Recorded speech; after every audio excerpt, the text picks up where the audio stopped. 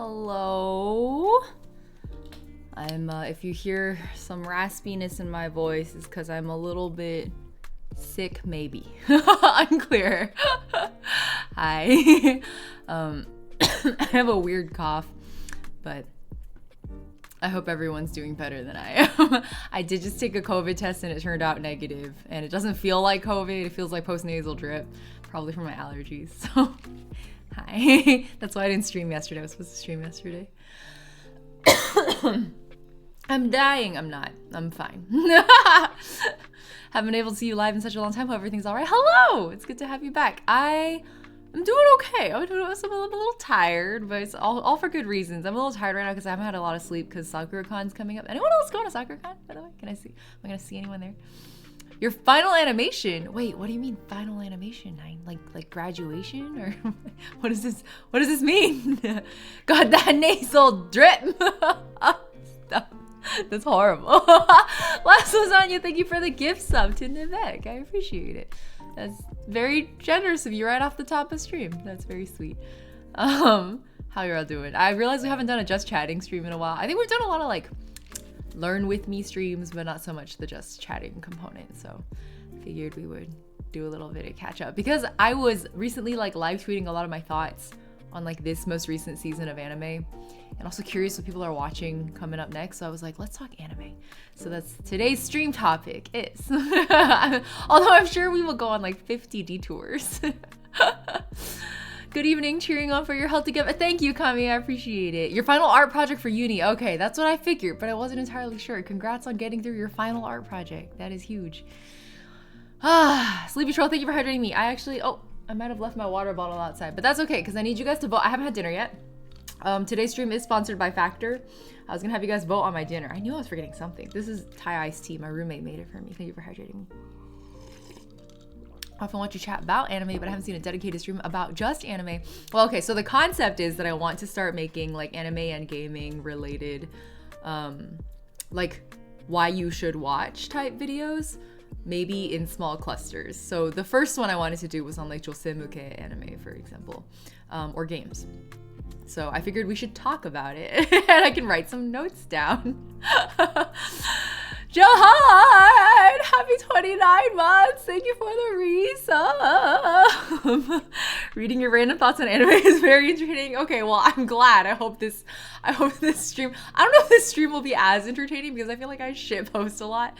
Well, to be fair, streams are just really long versions of shitposts. So one's the why you should watch for Frieren. Well, actually, the first one I wanted to talk about was Frieren today. So that's first. I haven't watched the finale yet.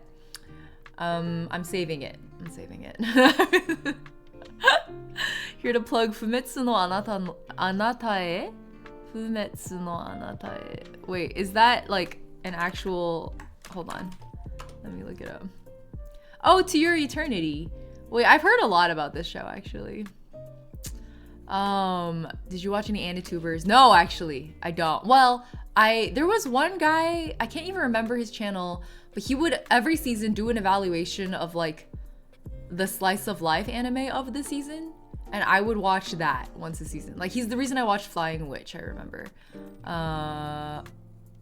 So that's the only one though. Yeah, I just realized that there was an entire genre of anime that I wasn't seeing getting enough coverage. But either way, I'm like no longer carrying what's already out there. I'm just gonna make what I want to make. That's what I realized. To Your Eternity anime is good because it stopped on time. The manga's like derailed. So, oh my god, that happens to so many anime though. Like, there's an entire category of like anime that stopped just in time before the manga went off the fucking rails. And like, for example, Usagi Drop. Right? Like, people who watched and read Usagi Drop know what I'm talking about. There's a lot of anime that should never had more than one season, and a lot of them are correct for only having one season. So you binged half the show already. Congrats, Twisted Wonder. Also, good username. Hello. Have you entered the Chunin exam arc? Okay, I haven't heard of Usagi Drop in ages. Lots of reasons. Your new boss is Goofy and Ice Guy and his cool female. Wait, what? My new boss. Okay, hold on. Let's chat Rex. Okay, to your eternity. Chat Rex that I haven't watched are gonna go in this. Ice Guy and his cool female. What? I also, one of my categories was like, here, let's do some categories. There was like Joseum. Okay, so I'm gonna share my notes in just a moment. I need you guys to vote on my dinner first. Joseum was one category, but there's also like unexpected faves is a really big category. Like, for example, sometimes I tell people that I like genuinely really liked the 100 girlfriends who really, really, really, really, really love you, and then they look at me like, I love Natsume Yujincho. Yeah, slice of life here. Slice of life. Best of list. Natsume would go on that one. And season 7 is coming out soon, which I think, did you guys see the announcement? The Natsume Yujincho season 7 announcement. Shoujo anime in general I'm a big fan of, but you hardly find good ones these days. I feel like shoujo anime has been through a lot and the category has broadened. Wait, Lurin, I think I missed your Prime sub earlier. Thank you for the Prime sub, I appreciate it. My Dress Up Darling is an unexpected fave for me. My Dress Up Darling was an unexpected hate for me. But also, I come up from a very unique perspective of like, I am a cosplayer. So I have some pretty specific opinions about how cosplay should be depicted. And My Dress Up Darling was not it. Like, it was not, and not even close to an accurate depiction of the cosplayer experience. And so I actively do not like. I like actively, there are very few anime I like actively dislike. My Dress Up Darling is on that list, which I know is an unpopular opinion because that was a very popular anime. So I kept my damn mouth shut during that season. I like muted all the terms. I don't want to see Marin. Like I watched it did not pass my 3-episode test. Let's put it that way. A Sign of Affection, I think is technically shoujo, right? It was published in a shoujo magazine. That makes it shoujo. Oh my god, we're getting so into the conversation already. Do you see what I mean? I need to get my dinner. I haven't had dinner. You guys need to vote. 1 second, let me grab and my water also. Okay.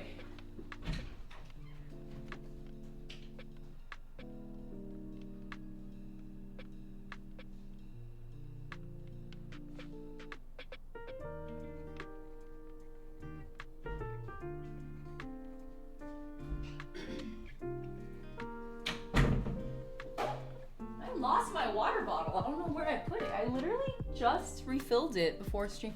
Anyway, today's stream is sponsored by Factor 75. Joey, thank you for the 31 months resub. I appreciate it. How you doing? Hold on. Okay, so we ordered last sponsored stream for Factor. We ordered, and I promised, like, this is my favorite sponsorship to do because I unironically love Factor. I subscribed to it for a whole year without sponsorship, right? Like, that's how much I depend on this stupid meal service, stupid affectionate. So I have 4 meals for y'all to vote for. One of which actually I feel like is the obvious pick, but I'm not gonna try to rig the vote. Yeah, thank you for the Prime sub. I appreciate it. It will be, I guess, a bit of a mukbang. But you have 4 choices and I'm gonna run a poll. Let me quickly read them out to you first. So this one is black because it's fancy. I paid like $10 extra or whatever for it. It's a truffle butter filet mignon. Ooh, a microwave filet mignon. Don't underestimate it. It's delicious. I've had it before. So, okay, so the 4 options you have. Let me set this poll up. Hold on. Manage poll. New poll. What dinner? What's for dinner? Okay, so I already mentioned truffle butter filet mignon. It doesn't let me fit, so I'll just say truffle butter fillet. And then the next one is Dijon, is that how you pronounce it? Ground beef and mushroom skillet. Filet mignon. Dijon, ground beef and mush. I'll just say mush because it won't fit. I hate these character limits. The next one is creamy tomato pork chop. This is one of my favorites, actually. I try to order it whenever I see it. Creamy tomato pork chop. Reason being, and like open, candid criticism, okay? The thing I wish they would do better at, that they recently have been getting better at, is like, not so many damn chicken dishes. Like, I'm getting tired of only having chicken, you know what I mean? So now there's actually a pretty good variety. Wait, none of these are chicken. We have 2 beef, 2 pork. I just realized. Interesting. Green peppercorn pork tenderloin is the last one. Green peppercorn pork tenderloin. Pork. We'll just say pork. Okay. there you go. The poll has started. You guys can vote on any of these. Whatever wins will be my dinner. It microwaves for 2 minutes, and then that's it. So, in case you watch me eat this and you're like, damn, that does look good, I would like to buy some for myself.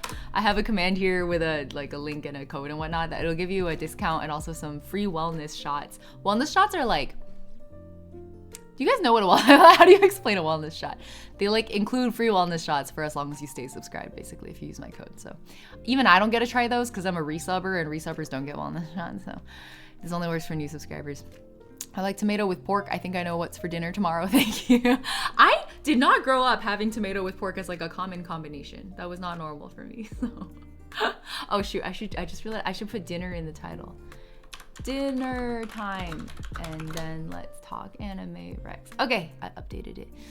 I don't know how it's supposed to be pronounced, but Dijon is a funny pronunciation. Let's find out. How do you pronounce Dijon? Like a mini smoothie? I would say it's more like a juice shot.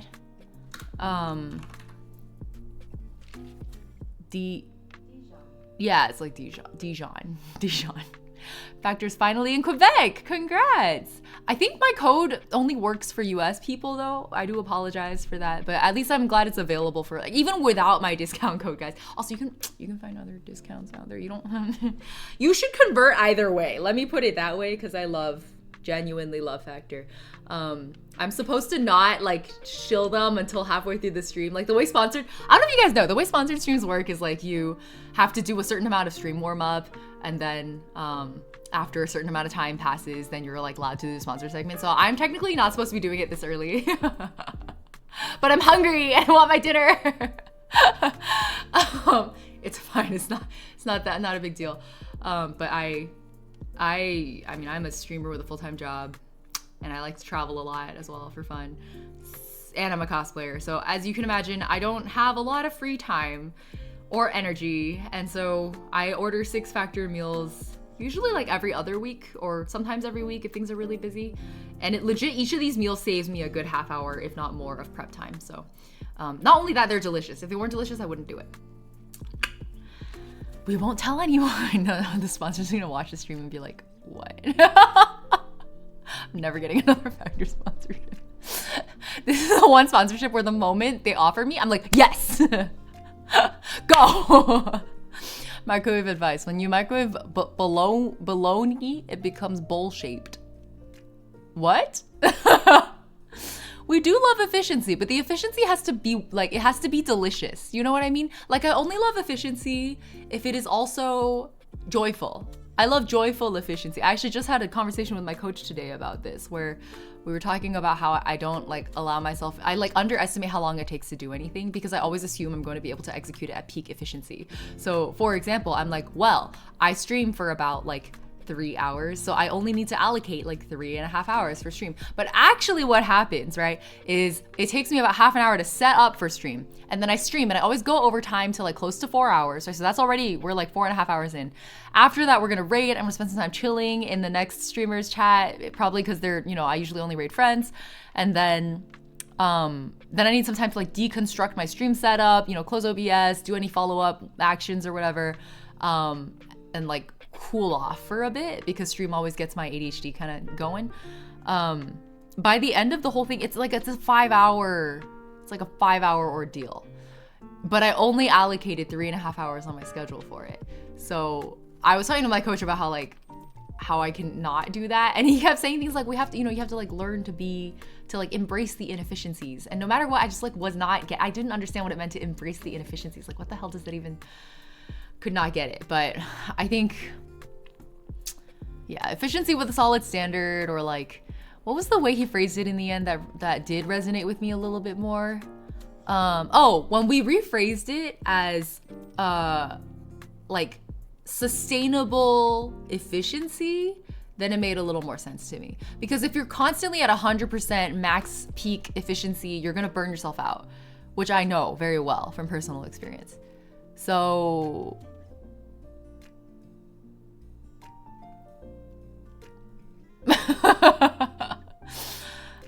I don't know. I guess it's just, you just can't be at 100%. And so embracing the 80%, the 90%, so that you don't burn yourself out at 100% all the time, all thrusters go, you know, that makes more sense to me, I guess. Yeah, being okay with something taking longer than expected and then like planning around that. Yeah, optimal laziness. I like that phrasing as well.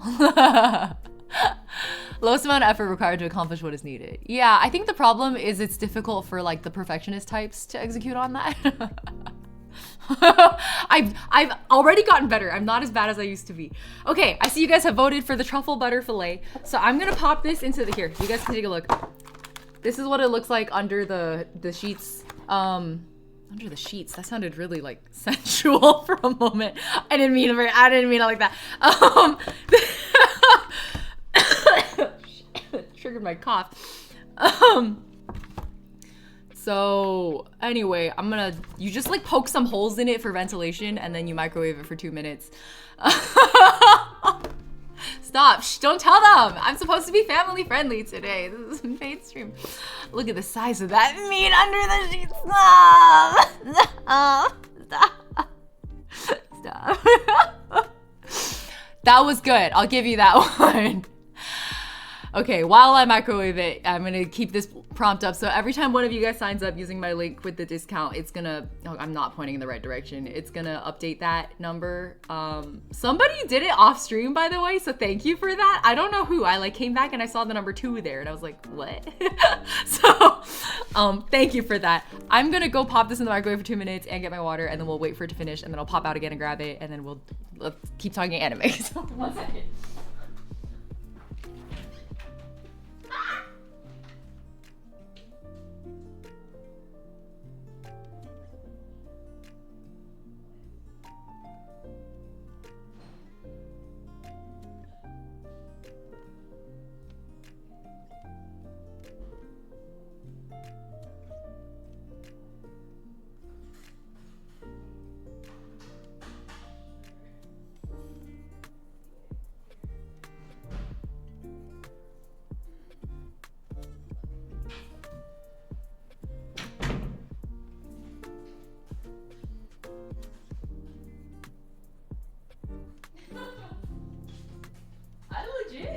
I legit lost my water bottle. Like where could I possibly, oh, I found it. It was next to my COVID tests. Dinner microwaving lurk. Okay. I'm gonna try not to choke and die on my food today. Anime pillow, but instead it's anime meal box. What?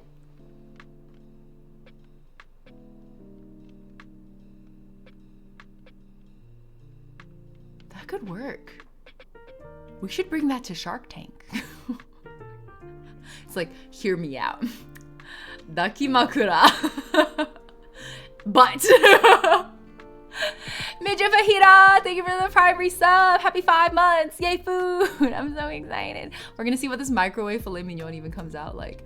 Imagine them doing a collab with Hoyo. Oh my god, a Factor Hoyo collab. I would not say no to that. Anime boys and anime girls on frozen meals. Yes. Next on Shark Tank, we have a Weebaboo food. Dungeon Meshi themed meal box. Wait, why aren't more meal kit brands doing this? Oh my god, imagine Senshi on my Factor meal. Would he approve? Would Senshi approve of, hard to say. I think it depends on what the food specifically is and how it's prepared. Did I finish watching Link Click S2? No. No, I can't do that. I'm so stressed out. I need a watch party. I was gonna organize one with my friend who also has been saving season 2. You shouldn't plan on a competitor for your sponsor on live, I guess. It's me. I'm the competitor.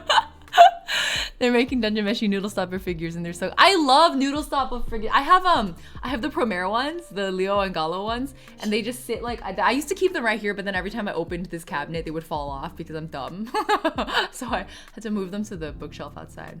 They're cute. I was trying to say cute and then I saw Link Click. Yeah, season 2 for Link Click is,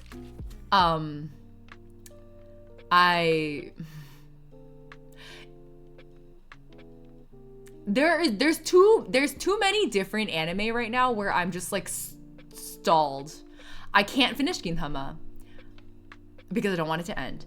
I can't finish Haikyuu because I'm stressed and the movie's coming out, and the more I think about how I really need to catch up to the anime so that I can be ready for the movie, the more stressed out I get. I can't finish One Piece, but I'm actually technically manga only for One Piece. I haven't watched that much of the anime because I am at the end of Whole Cake and I'm stressed. I haven't finished Frieren, not because I'm stressed, but because I kind of want to save it for like a rainy day, you know what I mean? There's a really long list. I just can't. I can't. Link Click Season 2 is one of them. I would devour IRL chicken mushroom skewers themed like the Dendro chicken. Okay, so what we're hearing is that Hoyoverse needs to give us a meal kit? I think they should collab. They should really collab. For Link Click Season 2, you're gonna need to watch it with a therapist. Yeah. I could barely even handle Season 1, so I think Season 2 is going to kill me. I think I will actually die. I also, like, the reason I never continued Kuroko no Basuke way back in the day, it was the first anime I ever dropped. I mean, I finished Season 1, obviously, but I didn't, like, keep going.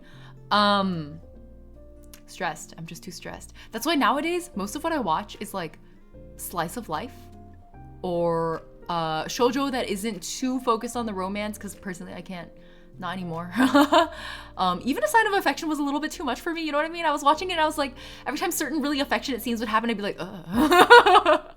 It's like almost a disgust reaction. It's like, oh, that's really sweet. I'm gonna go throw up now. Okay, let me get my dinner. I think it should be ready for now. Okay.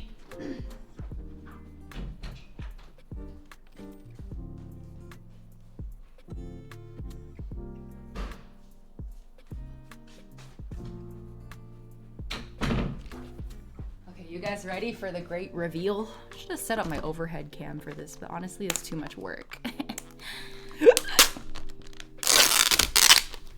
That was loud. Sorry. Kuroko no Basuke ends so good though. It's so worth finishing if you could take it. I didn't think a sports anime would bring me to tears of joy and ugly cry. Let me put it this way. I was an Ao Kisei Kuro fan, which means I love pain. But that shit hurted. It hurted so much I couldn't do it anymore. I couldn't even handle like K-Project Sarumi, okay? Shit. Oh my god, I left my utensils. This is such a mess of a screen.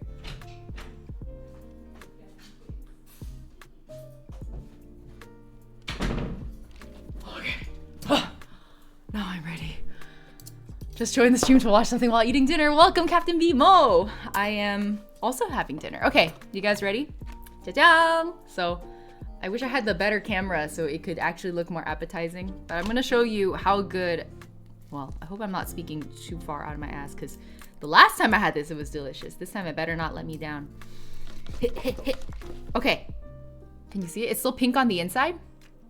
There's actually like vapor coming off of it right now. Steam coming off of it. It's tender. It's not overcooked. It's well seasoned. It's like a really solid medium well with an even pink through it. I'll show you. I'll cut off another piece. That's the other piece. It's a little overexposed there, sorry. I'm like, I never believed a microwave steak was possible until I ordered this. I think it was our first Factor sponsorship where I did that. So there should be a stream bot out there where I'm saying the exact same things. Every time they sponsor me, I'm like, oh, so that means you'll reimburse the meals I order for the sponsorship, right? And they're like, yeah. And I'm like, I'm gonna order the nice stuff. There's also mashed potatoes for this one. So I think this one has like leek in it. There's like little green bits. Make a little mountain with it. Put it in my mouth. You can microwave steak. It's not illegal. But I think it's hard to cook steak in a way that is made for the microwave. Does that make sense? Like to cook it to prepare for microwaving. Because usually when I microwave my leftover steak, it tastes horrible. I hate it. This though tastes like it's fresh. So I don't know how they're doing that actually. It forever mesmerizes me. Let's have a carrot. I have seen the pans you have. Is it just that my pans aren't good enough for steak?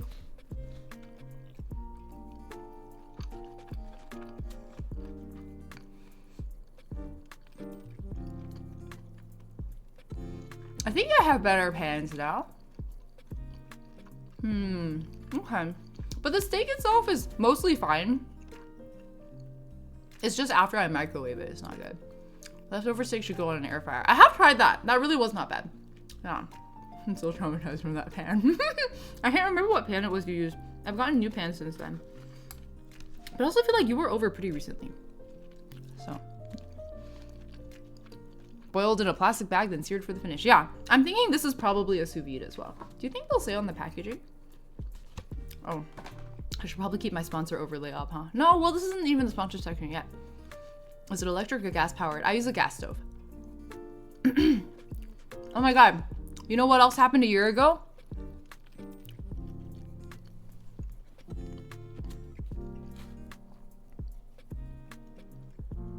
I still have Bart. He's still at my desk. Mother, I yearn for the mines. Bart is like a year and a half old at this point. I don't know if he's alive. I think he's a little bit fossilized. He lives. Bart! Has he not poisoned you yet? I don't know. He's just chilling here. He grew hair. And then he's fossilized. He's about to become a fucking rock. He has! Withered. Bart's doing great, guys. I'm a great mother. I took very good care of him. One day the YouTube only people will get to know Bart. I'm so sorry. I've been sitting on that edit for a year now. Man, when I said I was quitting content, I meant it, huh? I was looking at my vlog backlog the other day because I'm going to SakuraCon soon, and I was like, maybe I should vlog it. And then I was like, once, you know, how far back does my vlog backlog go? Once the last vlog, the oldest vlog, I still need to get edited. And I realized it was SakuraCon last year.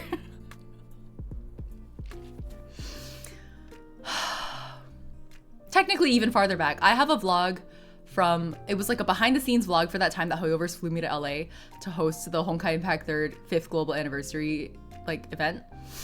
I have a behind the scenes vlog that I just never finished it. I just never did. You should save all your Bart content and hire a team of writers to create a sitcom on Bart.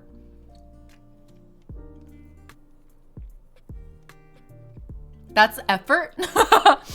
Evility Tycoon. Am I reading that right? Welcome to chat. Evening. Hold on. I'm gonna get more. There's food on my desk. It does taste like truffle though. I feel like the truffle butter ended up more in the potato. Oh my God. I'm out of everything. I don't have my like napkins. I gotta get a paper towel. This is horrible.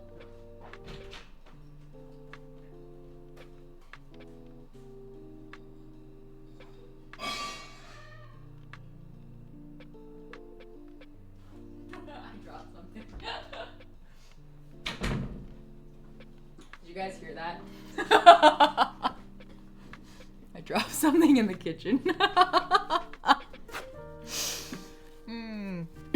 What does truffle taste like? I'll be real with you. The first time I tasted truffle, I was like, that tastes like gasoline.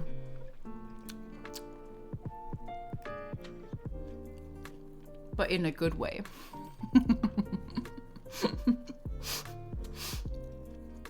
Like, the smell of it. I don't know how to explain. Like, it genuinely tastes like gasoline. Not Vaseline. Gasoline. It, like, tastes like how a gas station smells. It tastes like volatile organic compounds. I can't explain it. It's like the closest thing I can liken it to, but if it weren't unpleasant. But I think a lot of people do find it unpleasant. So, well, that's what I mean, is it tastes like how it smells. I had a manager that once craved gasoline. The Gasolina song starts playing. All right, let me show you guys the pinkness of the steak. That's really not bad. This is going well. All right, well, without further ado, let's talk. So earlier I was just talking about the categories that I kind of wanted to tackle, or like topics, right? Like in defense of Josemuke was one of the ones that got sparked this idea for me. And for me, I really wanted to cover, what was it, Idolish 7. That was the main thing I wanted to, but this is also, well, I guess this is also, this now, if I say Twisted, it'll include games, but those are my top 2 of that category. Earthy, funky. Yeah, it's extremely earthy. Extremely, extremely earthy, but you gotta try it really to know. It's otherwise hard to describe. It's not really like anything. A strong cheese, but in mushroom form. Okay, that's pretty close. That's a solid approximation. Josemuke! Hi, Clover! The ones I rec are 2 different animes, just to let you know. Oh, yeah. Is it this one? I just copy-pasted it in, sorry. If you guys have, like, your top recs, I will gladly take them also. But they'll probably come up organically as we chat. So, that's what's happening here. I7 mentioned? Bro, we'll get Gaku out right now.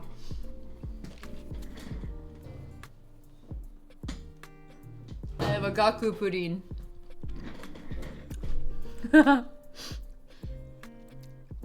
Soba Man is more handsome than you are. How does it feel?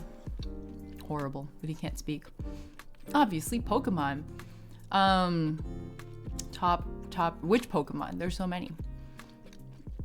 To Your Eternity, sad as fuck. I've heard so many things about that. First anime that had you crying almost every episode. Interesting. I think I tend to not cry over anime the same way other people do. Like, I cry a lot over anime, but I only cry over, like, really happy things. Like, I only cry when I'm, like, overwhelmed by positive or bittersweet emotion. It fucks with me. Vivi? I don't think I've heard of that one. I7 was actually an unexpected faves for me because I didn't... Me too! Yeah, so actually, I7 goes under unexpected faves for me as well. Because I was very prejudiced about idol anime. Especially male idol anime, right? Like, I was going into I7 as a pre-existing... I think, had I already watched ZLS at that point? I think so. I think I had watched Zombieland Saga and Love Live at that point. And I actually loved both of them. I also watched Idolmaster. And that was like, it was good, but I wouldn't say it was like something I would go shill to other people. And so the 3 girl animes were good, and then the 1 guy anime I watched at that point was fucking Maji Love.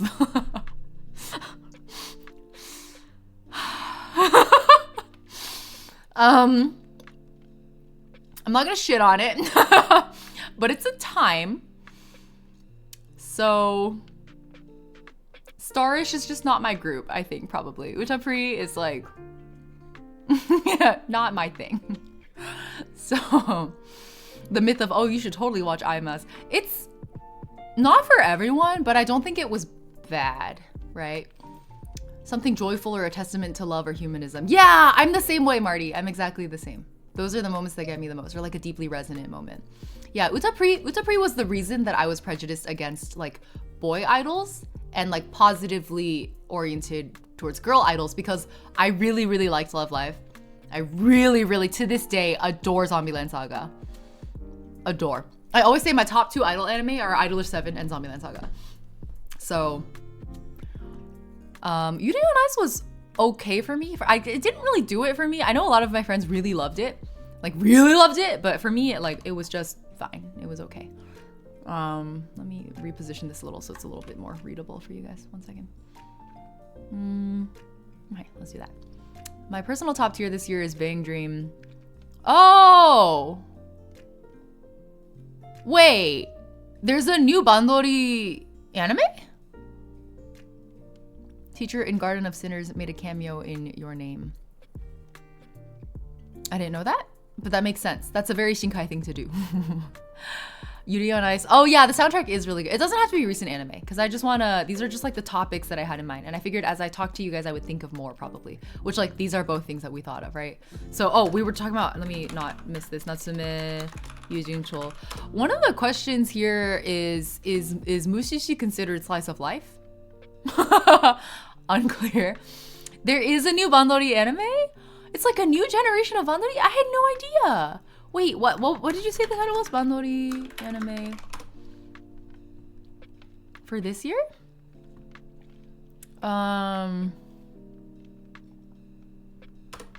Okay, and then there's honestly, I just want to rant about these, but I don't have a category. So there's the category of probably like Shaft and their like design language or shape language. Budget, animation, stylization into high budget, same style. Maybe that is a topic, I don't know. But this is like the Monogatari series. Followed by Madoka. I loved Komi Can't Communicate. Oh, would that be under a slice of life best of or like coming of age? Here, let's do both. I want to merge them together for now. Let's put Komi here because in my mind, it's one of my favorite like coming of age type stories. Yeah. Komi got me. I actually cried a lot over Komi. It was kind of weird. Bang Dream, It's My Go. Am I even saying that? Doesn't feel like I'm saying it right at all. It's my go. What does that even? Okay. Let me just put this down in the recommendations. Monogatari is fire. It's like kind of an unexpected fave for me also. Episodic supernatural, technically slice of life if the life is dealing with spirits. Yeah. Let's put Mushishi here. Maybe another topic is actually like my top 3. Do you guys have top 3s in your head? People will often ask like, what's your top 10? And I'm like, that's too long of a list. Let's do 3. I did see Bocchi the Rock. I don't know that I would put it, I really enjoyed it. I don't know that it would make it into my top 10 personally. I don't think it resonated with me quite like that. Although I did see a lot of people also really liked that show. Baccano! Oh my god. To this day, I haven't watched it. I feel like such a traitor. It's been on my list since like the year it came, since the season it came out. I just never got around to it. D Gray Man, I was a manga only for D Gray Man, so I never watched it. I haven't watched JoJo's yet. I'm told it's a very long and bizarre adventure. Ranking of Kings, okay, but do you know what happened with Ranking of Kings, Derpy Kirby? Like, did you hear about that one episode? Cause it's like, here, let's make a milkshake duck category. Tanking. Oh my god, for real though. Ranking of Kings. I should tanking of Kings. Am I right? Never has a show let me down that bad. Ooh, Apothecary Diaries. Dare I say my opinion publicly? I really enjoyed it. It was a very fun anime, but as someone who, number 1, is Chinese, number 2, has watched a significant amount, like a not insignificant amount of like wuxia, xianxia, like historical C-drama stuff.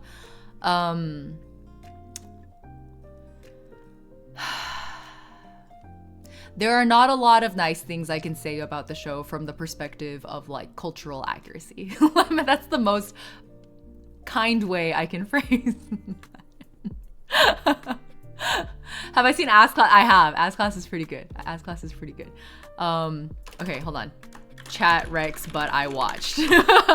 This is a pretty long here. I'm just gonna put it as I think with D Gray Man. But I watched or read. Oregaeru. I think that's been on my list for a while, but I also didn't. Chat Rex been on my list a while. We got Baccano, Yona, Akatsuki no Yona. What else did I see you guys mention that I said I hadn't gotten around to? Oh my god, Hyoka for the longest time was my number 1 anime. I have seen Gothic. Code Geass I haven't yet, so that's on the list for a while. Millionaire Detective, not yet. I heard it was kind of a letdown of a show. Oh, Skip and Loafer is, yeah. Skip and Loafer is not bad. I found, what is my typing going on? It's an enjoyable watch. Skip and Loafer is a very good one. When They Cry. I can't say I've heard of that one before. Okay. I'm just trying to keep up with you guys. Hibike Euphonium on my list for a while. Aren't they getting a new season? I thought I saw Hibike. What am I saying? Durarara! Classic! classic fucking show. Adore Durarara. Let's put it here first. Yeah, season 3. Oh, his fucking last name is so long. The Forbidden Deductions one. I'm currently watching. Durarara's newer seasons. I think I watched them as they aired, and I genuinely cannot say that I remember any of it. I like couldn't even recount to you what happens in Durarara at this point. I just know that I loved it, and I know that it's a classic. Next season, okay. Kids on the Slope, historical slice of life about musicians set in the 60s. What? That sounds really good, actually. Hold on. Oh, Blue Period. I think the anime kind of let me down. I think I'm gonna switch to the manga because I think it has like so much potential that the anime just like didn't live up to. But I do really like Blue Period's opening song. So, what's the ending song? Maiden in Your Savage Season. What is this one? Oh, should we also talk Villainess anime? Because I think there are a lot of Villainess like manga out there. I haven't seen that many become anime just yet. I just finished Dr. Elise today, which I did not realize was technically Villainess subcategory. Can you believe that there's like such a specific niche in the isekai genre that you could, I don't know, it's just like there's so many in this specific niche that it's now become its own genre. That Villainess is its own genre. Classroom of the Elite has also been on my list for a while, but I haven't gotten around to it. It's like lower on my list because there are a lot of higher things on the list I haven't gotten to. Like I'm in the middle of Utena right now. I gotta do Princess Tutu pretty soon. I'm on like a classics catch up. I never watched Gurren Lagann. Can you believe I'm a Trigger fan who's never watched Gurren Lagann? It's crazy. There's the new Yuri. There's the Yuri Villainess. Excuse me? What? What? What? What? Is it I'm in love with the Villainess? Which one is it?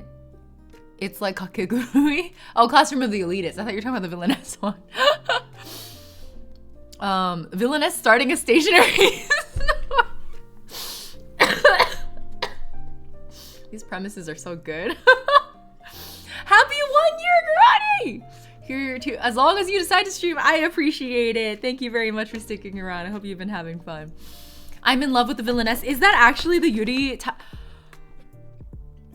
Okay. I'll do it.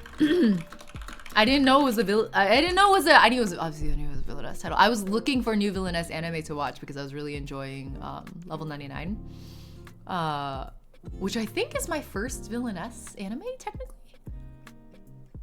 Yes, Villainess Level 99 is my first Villainess anime, of which there are not that many, but it seems like the genre is picking up enough steam now that they're actually like animating a lot of the top manga in the category, so. Maji Revo is like Isekai Villainess Yuri as well. Oh, well then. Let me make a note. Isekai Villainess Yuri. I'm listening. My ears are open. My ears are open. Hinamatsuri! I love Hinamatsuri! Whoa, what category would that go in?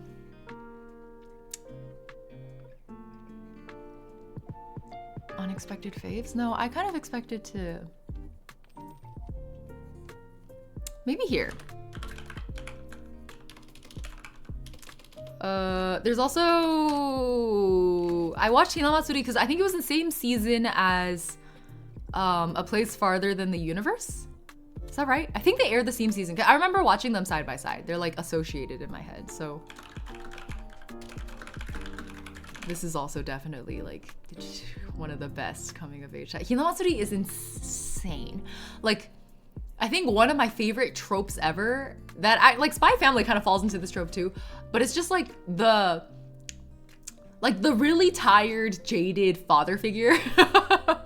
Unwilling, like reluctant father. It's like a very specific trope. Tired, jaded, unwilling father figure who rediscovers the joy of life and living due to this like small child that comes into their life, you know? So like Usagi Drop falls into that category. Just don't read the fucking manga, only watch the anime.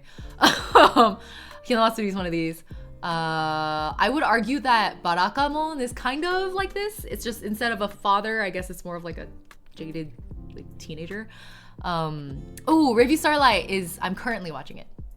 Oh yes, Witch of Mercury is on my list as well. Black Butler season. I'm manga only for Black Butler. But Black Butler is my original favorite manga. So I personally don't like the way they approach the animation. So I like watched the first 2 seasons. The first season being like totally diverging from the manga. Second season also totally diverging from the manga. And then they came back and like did the Brotherhood thing, you know, right? Where they released a bunch of seasons that are closer to the...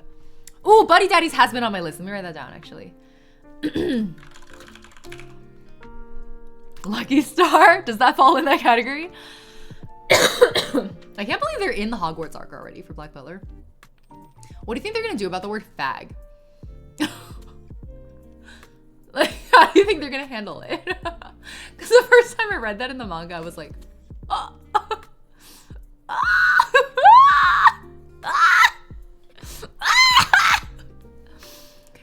I don't know what it says in the original Japanese though.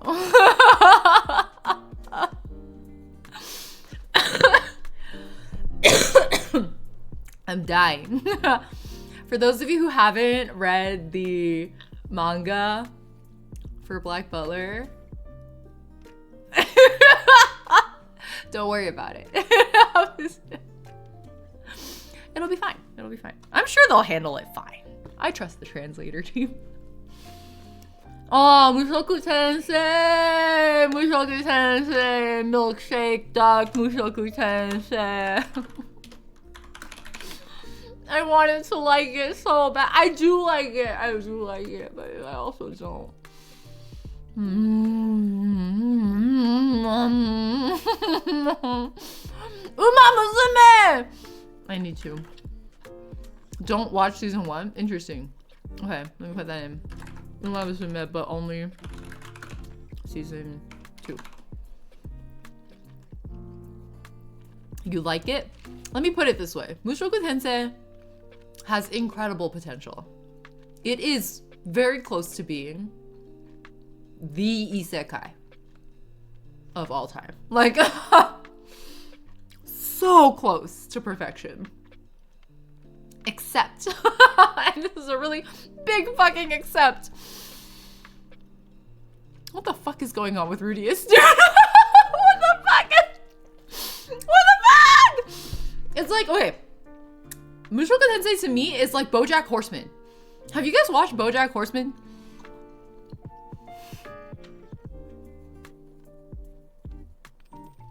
As someone who hasn't finished Mushoku Tensei, I can't like conclusively say this.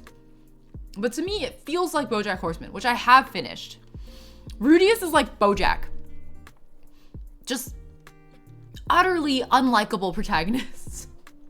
But you want to like them so bad. You really want, and there are things about their character that like resonate with you. You are rooting for them, like you genuinely want to see them get better. And then they don't. They just don't. No matter how much you root for them, no matter how much you feel like they're like heading in a good direction, things are getting better, you're like, oh my god, even utter degenerates can get better. Like, what a beautiful message. They don't. They let you down. Again. It sucks. It sucks. But people insist that Rudius does get better. The people who actually really like Mushoku Tensei. So I might go back and try to finish season 2 later. I don't know if I can stomach it. I don't know. You can't fix him. Yeah, you really can't. You can't. That's what I mean by like with BoJack, the whole point of BoJack Horseman is they string you along for like, what was it, 7 seasons? However many seasons it is, they string you along and you keep thinking, I can fix him. They want you to think you can fix him. But the moral of the story is you cannot fix him. You can't. There is no fixing BoJack Horseman. So, that's, I don't know. I haven't finished it, but so far at least, my vibe with Mushoku Tensei is you can't fix him. His goddess can fix him. Okay. I think, I mean, BoJack was like that too, right? Even BoJack had a little bit of a redemption arc, which he ultimately trashed, which maybe is a spoiler, but it doesn't necessarily mean the show is no good. My problem is that the way they do the degenerate stuff in Mushoku Tensei feels intentionally meant to satisfy the pedophiles, right? Like, it's one thing to depict Rudius's depravity in a way that like highlights how broken he is as a person. It's another thing entirely to depict it to highlight that aspect of his character, but then also to feed the pedophiles, you know? And Mushoku Tensei does both, and I don't like that. It really freaks me out. There's a fetishistic angle to it when they do it. I just cannot unsee it, you know? And I think some people are more able to stomach it. Yeah. Exactly, Bruna. Exactly. Too tuned into how the writing cycles of American TV shows, they're all making up as they go after the first couple seasons. Yeah. I think that's why BoJack changed so much too. But I also don't mind. Sometimes it turns out really well. When the criticism overstep, it's just not working anymore for me. Yeah. So I had to stop doing it.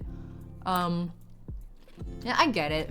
I'm really used to fan service of that category. I just hadn't seen it done as egregiously as Mushoku Tensei does it in a long time. So I was like, I'm good. I think I'm gonna stop now. Ranking of Kings is under Milkshake Duck for a reason, Thought Streams. Ranking of Kings is an anime that made me cry every episode. Except the first episode. I started crying from the second episode and I never stopped. And then we hit episode... was it 14? 15? Something like that. In the teens. What's a Milkshake Duck? I recommend you Google it. Did I finish Free Run? I'm still one episode, two episodes. I'm saving the final 2 episodes to watch like a movie in one sitting. For those of you who don't know, Ranking of Kings had a situation where there was an episode that felt like it came out of nowhere. We were all like, what the fuck is this? It feels very random. And then when you actually like go and read up on like why it was written the way it was, you realize that it's like this ultra nationalist dog whistle. That's like incredibly, like anyone who is Korean or an anti-nationalist or ultra nationalist would have immediately identified it. So I didn't realize. And so to me, I was just like, what is this random ass story that came out of nowhere? Now I know. After I read up on it. It was pretty bad. Yeah, I know. I got so upset, Marty. That's why it's a Milkshake Duck moment. Because I legit, like, I was ready to put Ranking of Kings in my top 3 anime. That's how much I adored this show. I was like, this is the ultimate underdog story. Bolji is, like, the best main character ever. And then Milkshake Ducked. We got Milkshake Ducked. It was so bad. It was so bad. The more I read about it, the more I was like, oh, this is, like, inexcusable, actually. Because I was so willing, I mean, like, I always give artists the benefit of the doubt because I think that stories aren't necessarily always what you think they are, and it all depends on like partially the intention of the author, partially the context of the story, etc., etc. So I went into this with like an open mind, you know, willing to entertain whatever possibilities, like maybe the internet is overreacting again. And then the more I read up about it, the more I was like, oh my god, this is an ultra-nationalist dog whistle, and there's no doubt about it. Like, there's literally no doubt. Ah! Oh, my free reign criticism is very personal. It's a personal preference thing. I think the Chunin exam arc was a little bit poorly executed, but that's actually not my main criticism. I did start to get bored around then. My main criticism is Fern Stark. Because, and actually kind of Frieren Himmel as well, which I don't like very much.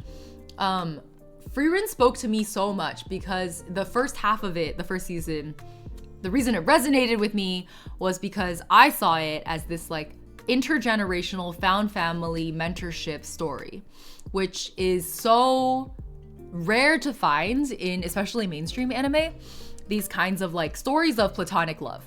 And so to me, when it ceased to be platonic love, of course there's plenty of platonic love still depicted, but when a lot of the main relationships ceased to be platonic and were instead depicted romantically, to me that was a core betrayal. And I actually for a few weeks there, I was like, I cannot watch Frieren anymore. Like, that is how utterly betrayed I felt. So I can't do it. The reason I'm more okay with Frieren and Himmel is because I think the way it's depicted in the show, Himmel's a little bit more of a symbol than he is a person. And so it's like, he symbolizes not just this, like, you know, romantic notion of whatever it is that's going on in Frieren's head, but also he's a core symbol of like the passage of time. And whether that's depicted in a romantic light or not, it doesn't really matter to me. But yeah. Yeah, Chocolate, I'm the same way. I just can't. I can't see it. Oh, there was so much. Yeah, he's her catalyst. That's exactly it. And so to me, like, romantic depictions can kind of cheapen that, and that's a personal opinion. And I get that like other people don't see the same problems that I do, which is why I don't know if criticism is necessarily the right word. I think it was just like a moment for me where I was like, oh, this just wasn't for me. It wasn't what I was hoping it would be, which is fine. Yeah. Frieren is arrow ace in your eyes. Yeah, she did explain about elves having like no reproductive impulse, which was really interesting, or lower reproductive impulse. You're lying, April! That is a classic. But would I put it under the best of for coming of age? Maybe. Maybe we can make a new category like on trauma. Or like on overcoming trauma.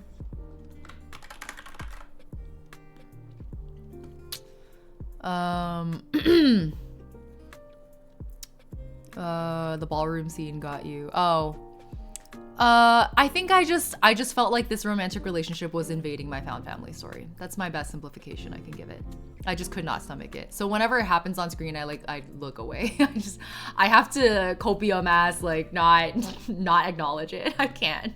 And so I'm cosplaying Stark soon, and people keep going like, oh, I can't wait to see like Fern Stark, because my friend is cosplaying Fern in the group with me, and people are like, oh my god, take Fern Stark photos, and I'm like, I think I would have tolerated Fern Stark if it was like lightly insinuated instead of like really goddamn explicitly canon, right? Ooh, Psycho-Pass is does that count as Milkshake Duck? Season 1 was really good. Yeah, Bruna, I'm exactly the same way. It felt like it was the focus shifted a little bit too much towards the romantic love side of the spectrum. And then I kept trying to like re-angle my mindset, like, oh, but it's, you know, it's not the focus. But then they just like kept hammering it over the head for a few episodes in a row. And I was like, oh, I don't know about this.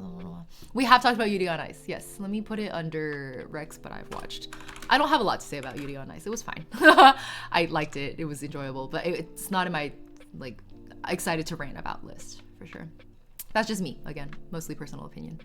Tsubasa Reservoir Chronicles. Oh, you know what? Maybe we need to do like a classics that I've watched or not watched yet. Maybe I should revisit that because I'm on my classics binge right now. Classic here. We'll revisit this. So classics, I'm currently catching up on. What were we talking about? Utena. What? Oh, Gurren Lagann. Ooh, XXX Holic! I was a manga only though. It was a really good manga. I didn't even realize there was an animation. And like Pet Shop of Horrors as well in that category. I have not watched them, I only read them for both of those. My old top 2 were Cowboy Bebop! And Samurai Champloo. Oh my god, I haven't watched either of them, but they've also been on my list for like literally since as long as I've been an anime fan.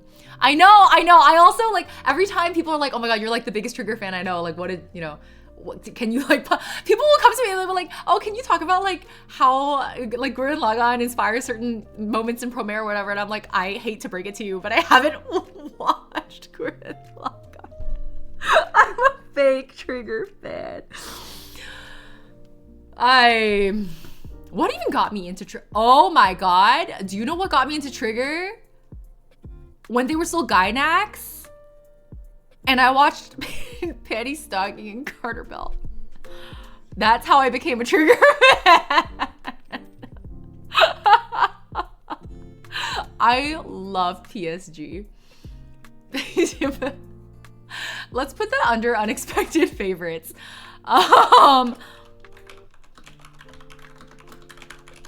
Dude, what can I even... You know what else goes up? My Little Pony. Is it an anime? Can I put it under here? Odd Taxi. Odd Taxi was an interesting one. Yes. Yes. On overcoming trauma, a good one. Should I put the MLP in here? Is Kill la Kill in this list?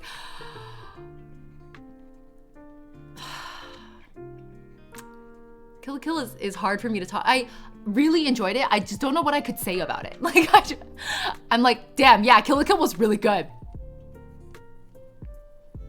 You should watch it. And like, that's the end of my, I have nothing more to say. You know what I mean? Like, you know what? I will put My Little Pony here. Violet Evergarden was very good. Should we make like an episodic, like best episodics?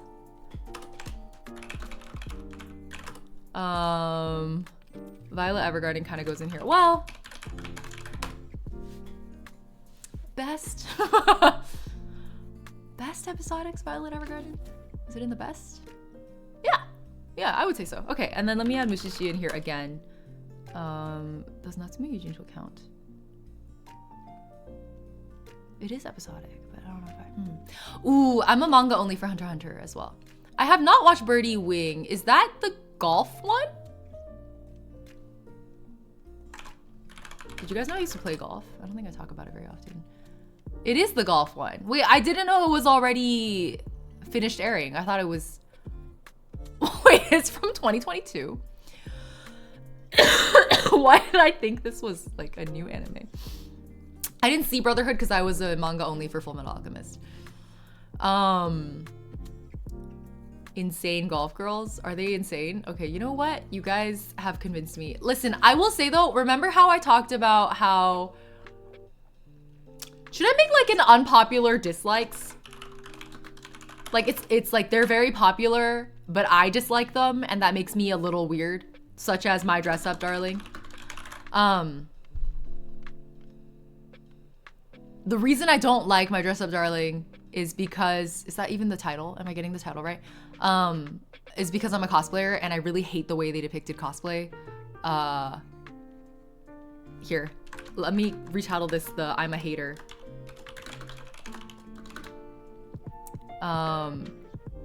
As a cosplayer, I really did not like the way they depicted cosplay.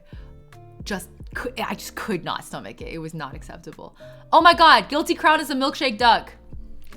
Guilty Crown. Oh my god, you know what else is like Guilty Crown, a milkshake duck? Fucking Sword Art Online.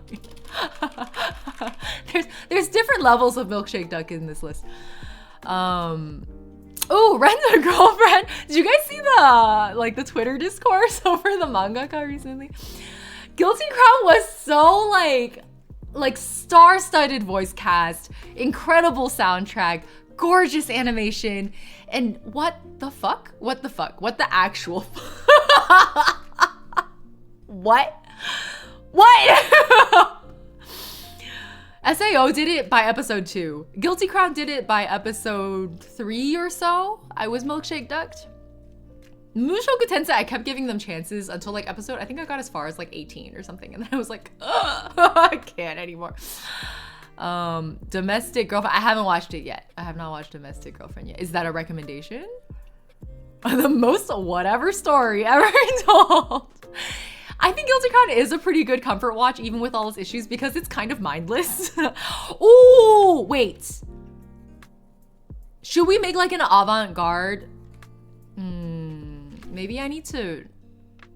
Do they count as avant-garde? Let's do it. Avant-garde.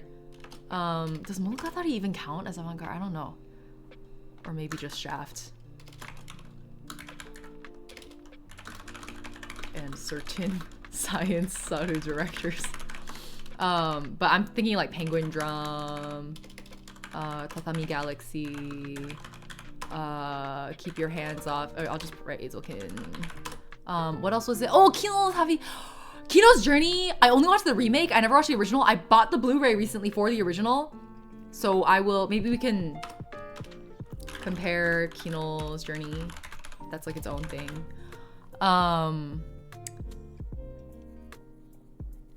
What else was I thinking of? And oh, this is Revue Starlight. Kind of goes under here.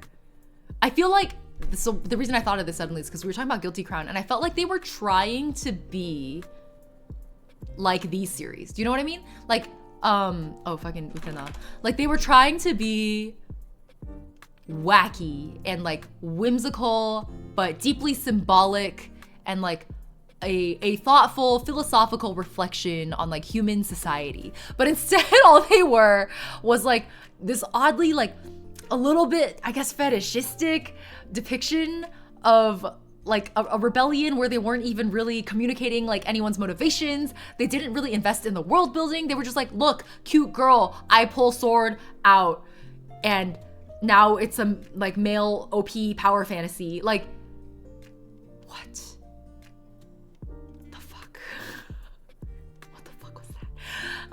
Anyway, let me add, I got distracted halfway through this. Mob Psycho has to go in here.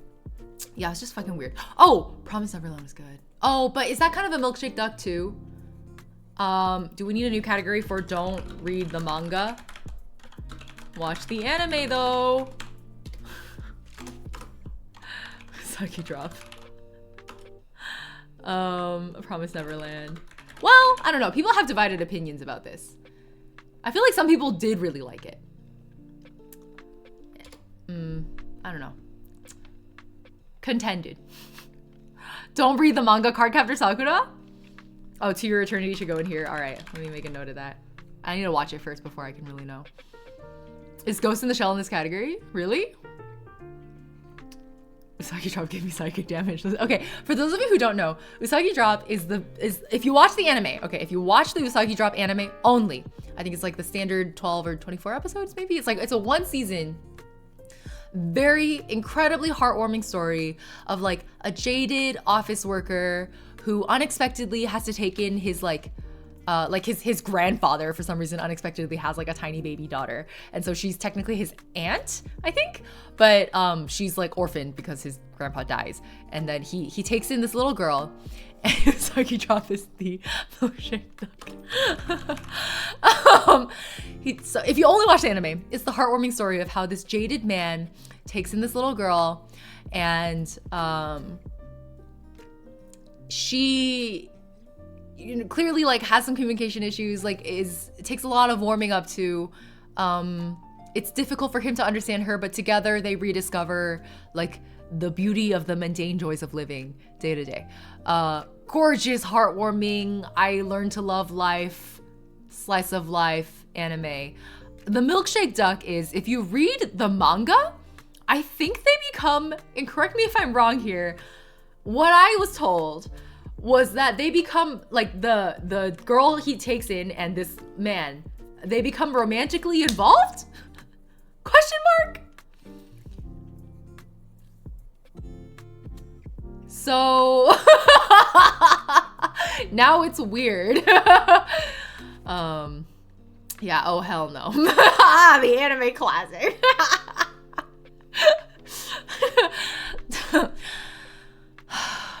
So we pretend that manga doesn't exist. You watch the anime, it's a perfectly, self-contained, self-encapsulated story. Don't keep watching. Just stop there. Just stop there. Same single dad vibes, but with cooking. Yeah. It's just don't think about, you're good. Yeah. Let me go back again to my favorite slice of life. This is my category, guys.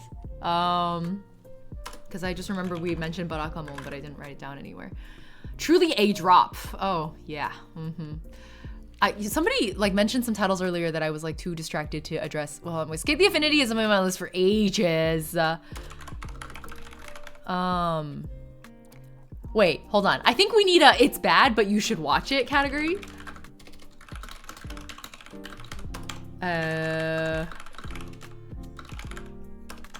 Also, like, isekai trash, I recommend. Like, I like isekai trash that I turned my brain off to watch. What was the one that I really liked? Oh, the fucking vending machine one? That was, like, genuinely surprisingly good. So I'm still scrolling because I was like, there's so many. We talked about Promise Neverland, Ocean Cole, late game hater. I heard a lot of things about that. I never actually ended up watching Ocean Cole. Ghost in the Shell is probably under the classics section. Ooh, March Comes In Like a Lion is so... I don't even have the words. Like you, oh my fucking, okay. I don't know if that goes under,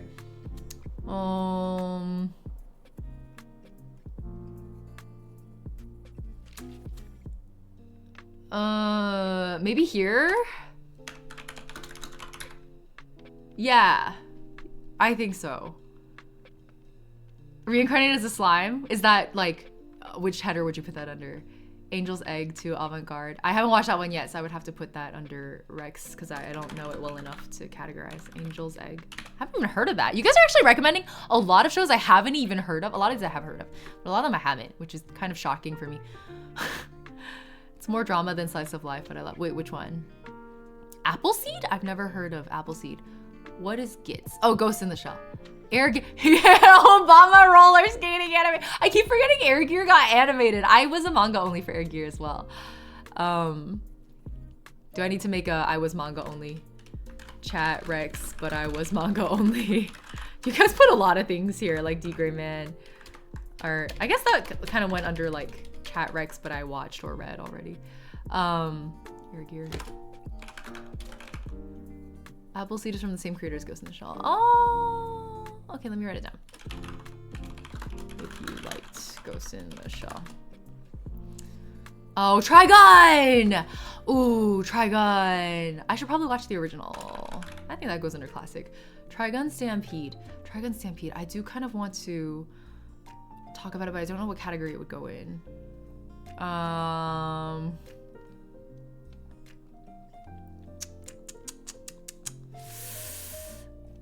Let me put it here for a bit. Specifically Stampede. I showed you guys my figure, right? Black Lagoon? Really? I feel like I've heard mixed... Hold on, let me put that in here.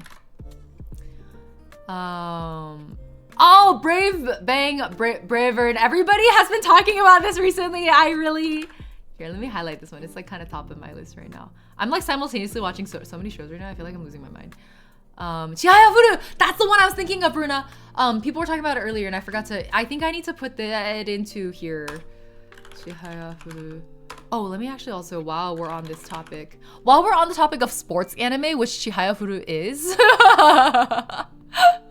make sure to watch Bebop dub and Champloo sub. Wait, what? Really? Okay, Bebop dub rec sub rec. I tend to default to always sub. Railgun! Oh my god. Railgun goes under unexpected faves. Where is it? Unexpected faves. Railgun. Okay, I watched. If you have not watched an unexpected, okay, how do I say this? I don't know if it's aged well, actually, to be honest. So I watched A Certain Magical Index first, and I was like, weird, enjoyable but weird. And then I watched Railgun, and I was like, this is what it should have been. This is what it should have been. Ooh, we need a category just for like Chinese donghua. Rex.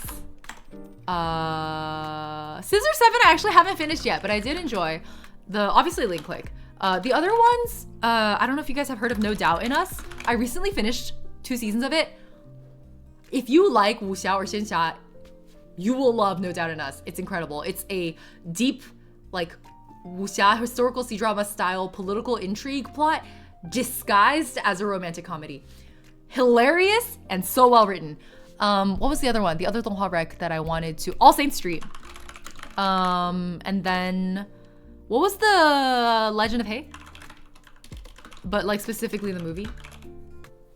Tianguan of course, of course. TGCF 动画 was really good, but I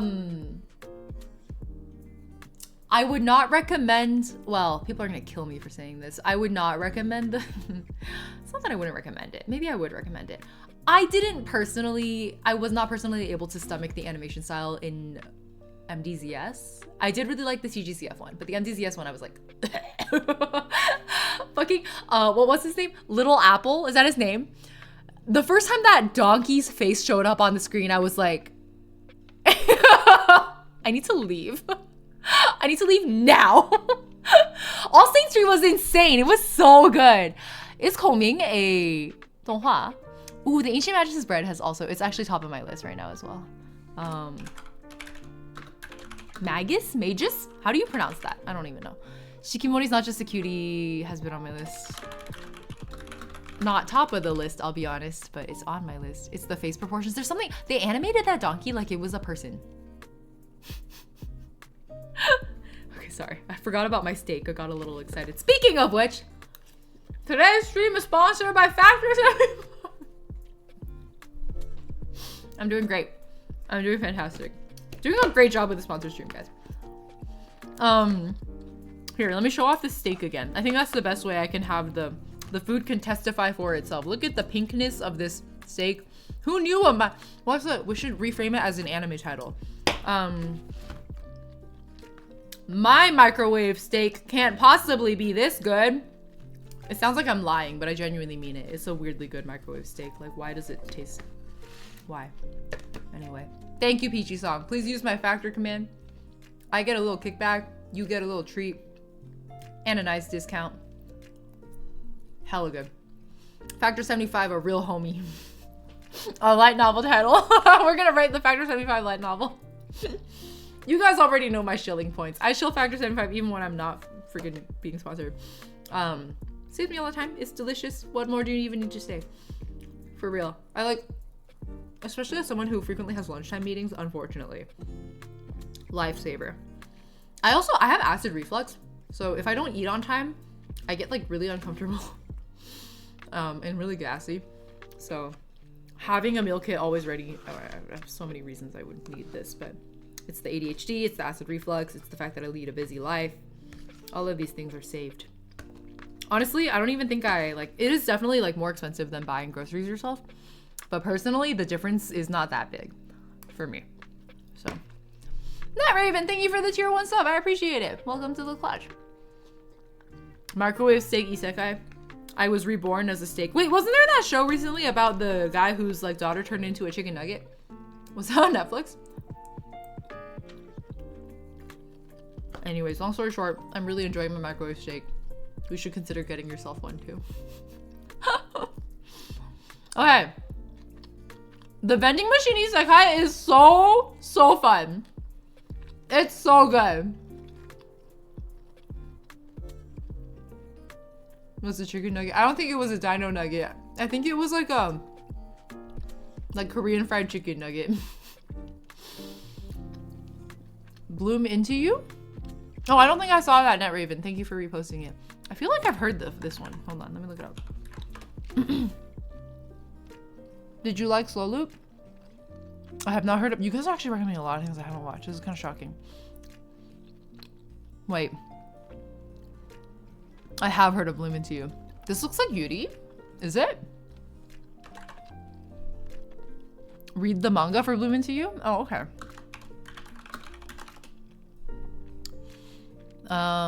Yuri Classic? Alright, I'm listening. My ears are open. I tend to, if something has an anime, I tend to start with the anime. So, Daily Life of Immortal King and Slow Loop. Also read the other Rex. Let me look them up.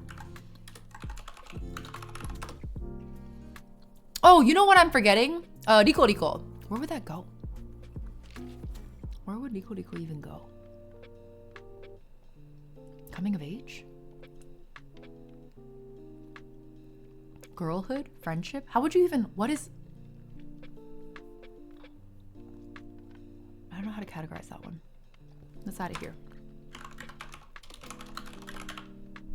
Really damn good show. Dororo was good.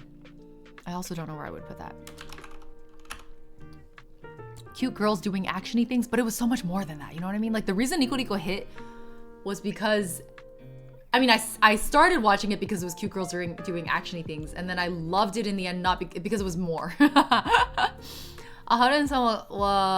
hold on. I have heard of this one.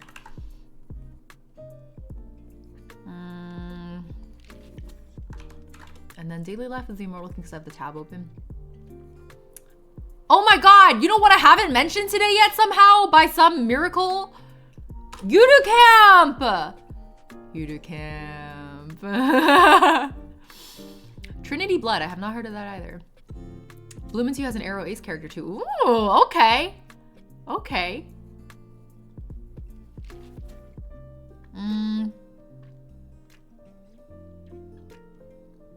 There are not that many canonically Arrow Ace characters in anime, huh? Now that I'm thinking about it. Angel Beats. I think that goes under unexpected faves, or maybe classics, or maybe the I don't know what to say about this, but I love it category.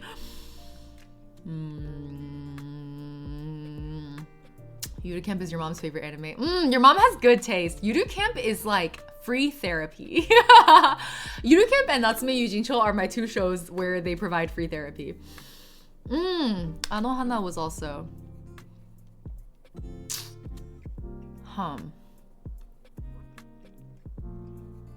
Where would I categorize this one too? I'll put it here. Anohana is an interesting one. I, to this day, haven't really processed it.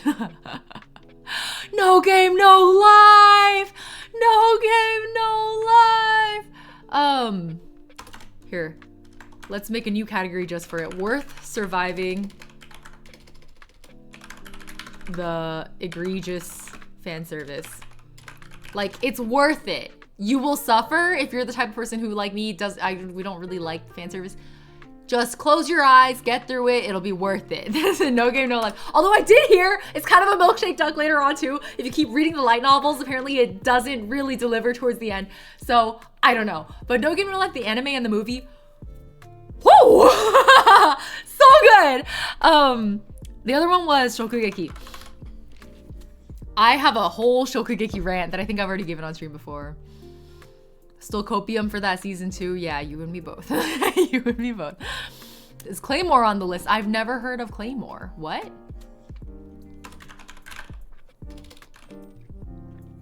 Fan service is good when it happens to middle-aged men. Senshi. I love the trigger Senshi fan service that they've been like adding. Have you seen the Idolish 7 anime? Oh my god. Yes, it was what we started on this stream. We started by talking about Idolish 7. Big fan of specifically the anime. Two girls, different backgrounds. You can't remember the title. Two girls, different backgrounds, anime. Kids on the Slope vibes. Donuts Under a Crescent Moon. Ace Yuri love story? What? Both the main characters are Ace and discovering it in the story. That's what? That sounds so good. Ooh, it's on 7 Seas. Okay, hold on. Ace couple. Manga is worth it for Claymore. And then, oh, Erased I have heard of as well. Nana, I'll put here. I also haven't watched it yet. You know, arguably, Kino's Journey goes here too, right? Hold on. Kino no Tabi originally came out when? Oh, no, not really. It was 2003, early 2000s. Does that count as a class? I guess so. Ah, Toilet Bound Hanako.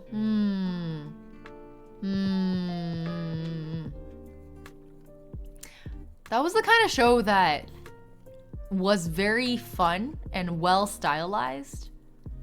I don't know that it was just like a very fun watch. I can't say that I would praise it more than that. 90s Trigun is so camp. I love that campiness of like 90s anime. Sakamoto Days is a solid comedy manga that only gets better as it goes. I personally don't read that much manga anymore, so I'm gonna refrain. But thank you for the recommendation. Tsuki ga kirei. What a title. What a title. Tsuki ga kirei.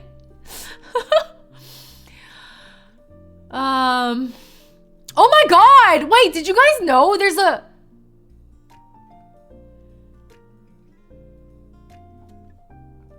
Did you guys know there's a Wikipedia article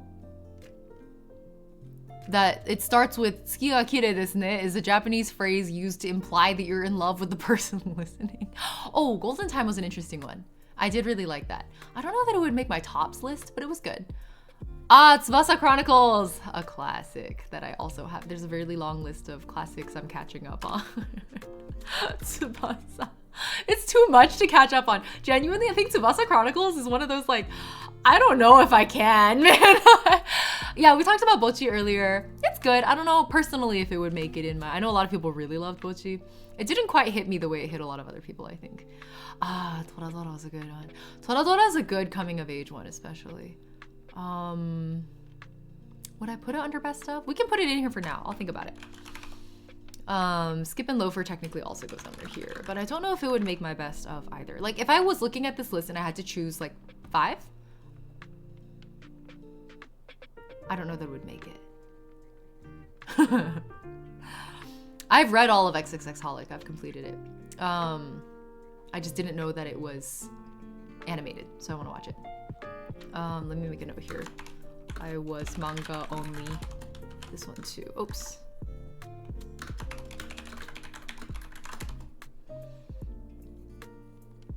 Princess Tutu. Was the manga not good? Really? I've heard great things about the anime. Oh, Bofuri I've heard of. Yes. Hold on. It's on my list as well. A really long list, as you can tell.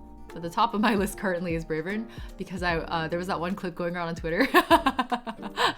I think someone QRT'd it and was like, I watched this clip expecting some, like, you know, pretty in-your-face gay subtext, but it turns out it wasn't subtext. It was just gay text.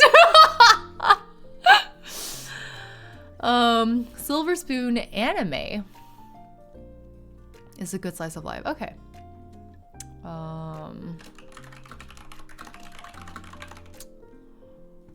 Apothecary Diaries. Oh, we were talking about that earlier too. Yeah.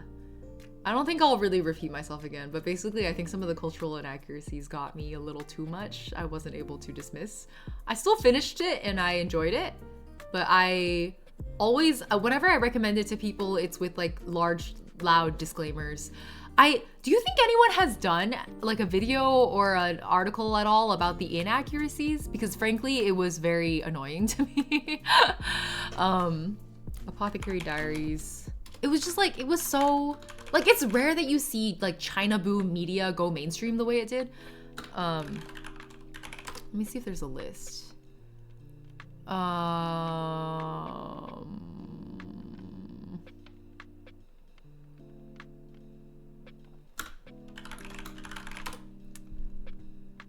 Okay, maybe not. I don't really see anything.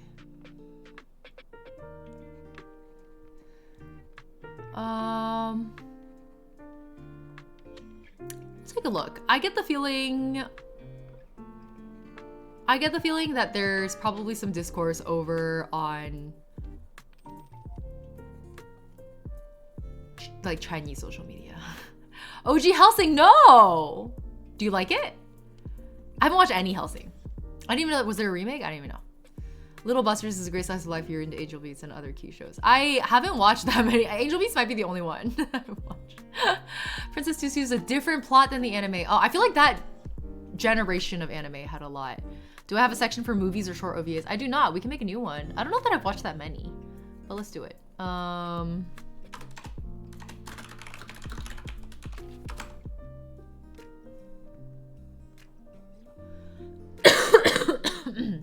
Hellsing is pretty dank. I've heard really good. I mean, it's a classic for a reason. Yeah. Key shows are so long, but they're so incredible. I don't know if I can get through them anymore. Black Blood Brothers, if you want a bit of vampires. I've never even heard of this. Ah, Demon Slayer. Still haven't watched it. I will get around to it eventually. I'm not in a hurry for Demon Slayer. Anthem of the Heart. Wait, is that the one I'm thinking of? Sometimes I like only know the Japanese name or only know the English name and then I get them confused. Oh, I haven't watched this one. No. I haven't watched this one yet. Well, then I should put it under Rex, actually, if I haven't watched it. Oh, this list is getting crazy, guys. Thank you for joining me for this brainstorming. A Stepmother's Marchen? How do you say that? Movies can be consumed in one evening. Any some short form anime. I feel like anime can be pretty bingeable though. Like 12 episode anime especially, where it's only arguably 20 minutes an episode. You can get through that in like 4 hours. It's not too bad actually. Binge it in 2 days. I've done that a lot. Hajime no Ippo I've heard a lot of as well. Kara no Kyokai.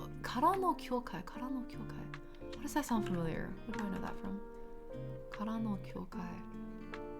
Oh, Garden of Sinners. That's why. I know it by the English name. I also love the streams where you can just type stuff on a Word doc. It's all this video planning that I'm never gonna execute. It's all like, wow, I really want to make videos about this. And then the list gets too long and then I'm like, that's too intimidating. What if I never think about it again? Dr. Stone! Dr. Stone! Do I put that in my top 3?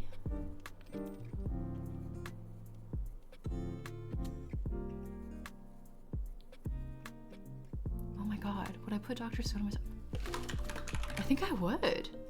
I think I really love it that much. It might make it into my top. Kurage Hime! Kurage Hime! Kurage Hime! Hold on, let me put that under here. Did I see someone say hi, Rin, earlier? Oh, hi, Rin! Welcome. Good to have you. Kurage Hime is, it's so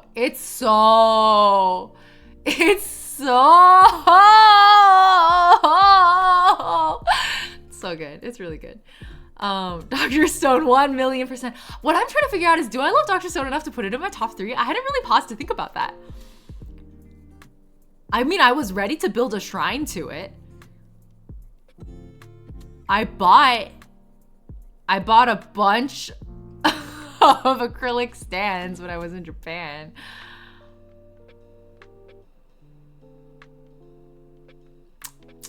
I wanted to build a Senku Ita bag.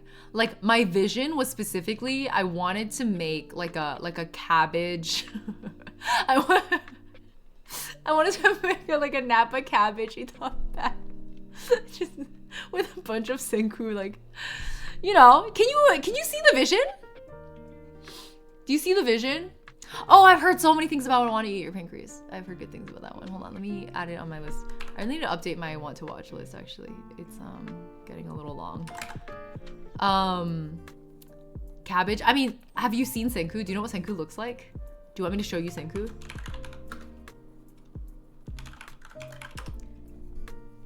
He is... You know what? Actually, I think Dr. Stone goes under unexpected faves. I did not think... The first time I saw Senku, I was like, why do you look like that? Hold on. If you have not seen Senku, here he is. This is Ishiga... You didn't hear that. This is Senku. I forgot his name as a spoiler. This is Senku. Ooh, Steins Gate. Steins Gate I would put under that avant-garde category. Where'd I put that?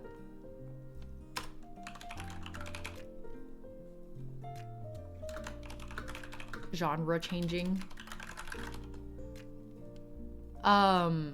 Spoilers. I guess a leak works. Majima Record, I didn't get into that in the end. FLCL. What is FLCL? Do I know what it is? But you see why I wanted to make a cabbage themed like a Napa cabbage. I haven't given up yet.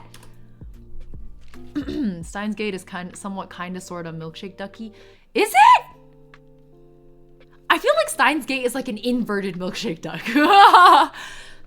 Steins Gate is where you watch all of Steins Gate and you're like, why am I still watching this show? FLCL's Gynax? Oh, I didn't realize. Oh, Zatch Bell. I always meant to watch it. I always saw it on like freaking Cartoon Network or something. I didn't know Nazca had a manga. Wolf Children. Oh my god, wait. Every time I like start one of these anime discussion sessions, I realize like how much is out there and how impossible it is for me to ever. Space Dandy, of course. Of course. Oh man. I guess that would count as a classic. Yeah? Does it? It must. You redeem? What redeem? Oh, it was only 4 minutes ago. You weren't that scammed. Oh, my cough is getting worse. Is that just me? Okay, so like if you don't know what milkshake duck means, it's this like internet meme where somebody was like, look at this duck. Isn't it cute? And everyone was like, oh my god, this duck is so cute. Oh my god, this duck drinking a milkshake. It's so cute. And then there was like an update, and I don't really remember how it went down, but I think OP was like, well, this duck is racist. And everyone was like, oh my god, this duck drinking a milkshake that we thought was so cute is like racist. We can't like this duck. So now when you say milkshake duck, it just means that like something you thought was really cool turned out to be like really messed up in like a really stupid way. So that's the story of milkshake duck. Okay. That's made my cough worse. Okay. Here we go. Thank you for the oh yeah. Heiku story. That's a donghua, right? Isn't it? Is it? Hold on. Let me double check. Oh, it's not. It's Science Saru. Oh.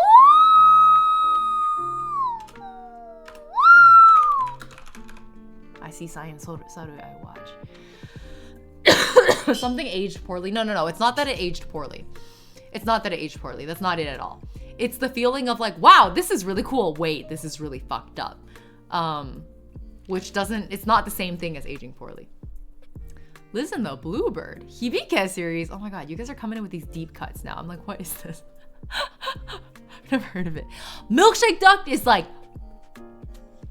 Osama ranking. That's a milkshake duck situation, right? It's like, wow, this beautiful story that I thought was about like the power of underdogs, and the power of mentorship and the power of friendship in overcoming, like it's about having faith in the people. Like actually it's very much about faith in the people you love.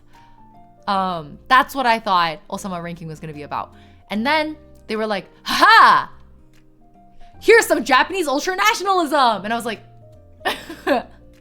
this cute little boy is actually a Japanese nationalist. Exactly, that's a milkshake duck moment. Okay, the cough is definitely getting worse. If anyone likes cute, wholesome romances with very cute side characters, try Colette wa shinu koto ni shita. What is this? Suzu keeps coming in with more deep cuts today also. Colette decides to die. Oh, wait, this synopsis sounds really good. Colette is the only doctor in her village and has earned the trust of many. An overwhelming amount of her work has left her exhausted and desperate for a break. Wanting to discover a place where her could be at peace, she jumps into a well. Wait. Oh. Wait, this sounds really good. I'm actually very excited for this. Oh, Cyber Affection was enjoyable. It did not end up being my cup of tea, unfortunately. I think I really liked it for a bit, and then it got really exhausting for me. Like there was something about A Sign of Affection that was just so tiring for me to watch. I couldn't do it anymore. There was a tweet the other day that was like, the longer you've been gay, the more absurd heterosexuality seems to you. And as I read that tweet, A Sign of Affection flashed into my mind. I think I like it for reasons that don't have a lot to do with the romance. I liked that it was a relatively mainstream and popular depiction of, I guess like deaf life a little bit, as well as we got a little sneak peek into JSL, which was really fun because like mostly what I see when I see sign language now in my part of the world is ASL, right? But I just, as it got more and more sort of like teeth-rottingly romantically sweet, the more I was like, oh, like I'm happy for them. It's really cute, but also like this is a little too much for me. Like I can't right now. So I haven't finished it yet. I will. I really, like I said, I enjoy the anime. It just wasn't quite. Oh my God, Matthew, Log Horizon. You're right. Oh my God, where did I put Log Horizon? Does Log Horizon count as isekai? Where do I put Log Horizon? Log Horizon was a little bit Milkshake Duck too, but I still love it. I'm a Log Horizon apologist. I guess we can have the like, I'm a hater on popular dislikes, and then there's the I'm an apologist. Haters be gone. I guess I would put Log Horizon here.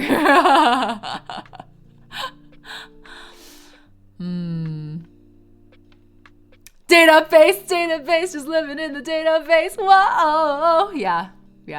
I also wasn't happy with the ending, but I still love it. Yeah. You're a Bleach apologist. That's interesting. Does it need to be apologized for? I guess I can kind of see it. Log Horizon was your first anime? What a good pick. What was the Milkshake Duck moment in Log Horizon? Oh, when they like accidentally went on like a weird harem tangent where like everybody's in love with Shiroe, one of whom is an underage girl. Which, like, you know, I get it. They didn't, like, overly sexualize or romanticize a lot of it. It was just, like, kind of a tendency in that direction and an unnecessary arc in my mind. There was just a lot of, like, it was just not necessary. They didn't need to. They didn't need to do that, you know? Like, it was such a good show. Why'd you have to do that? Not needed. I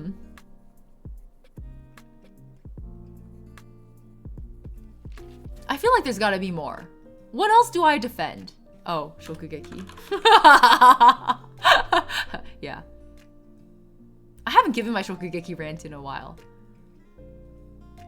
It's, Shokugeki to me is inherently an anime about the power of diversity and the importance of not only chaos, but also constraints when it comes to exercising your creativity.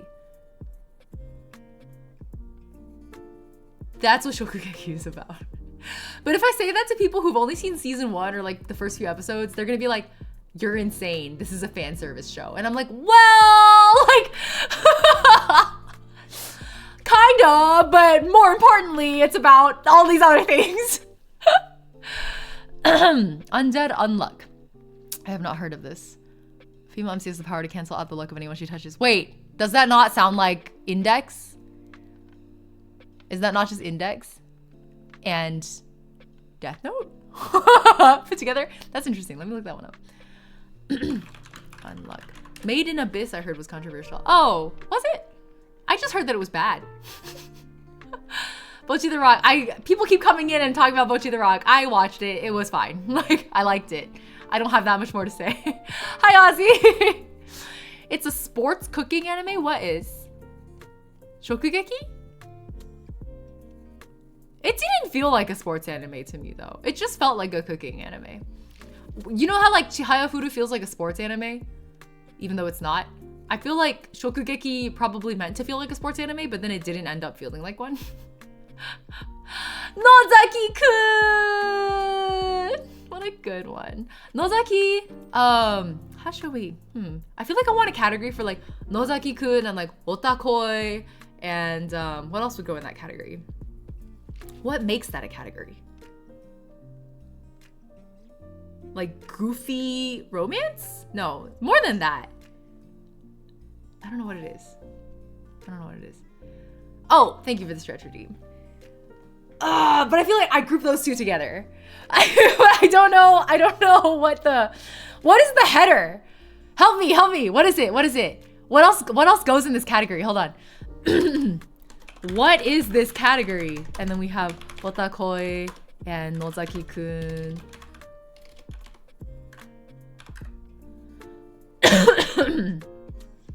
Wholesome otaku? Otaku romance?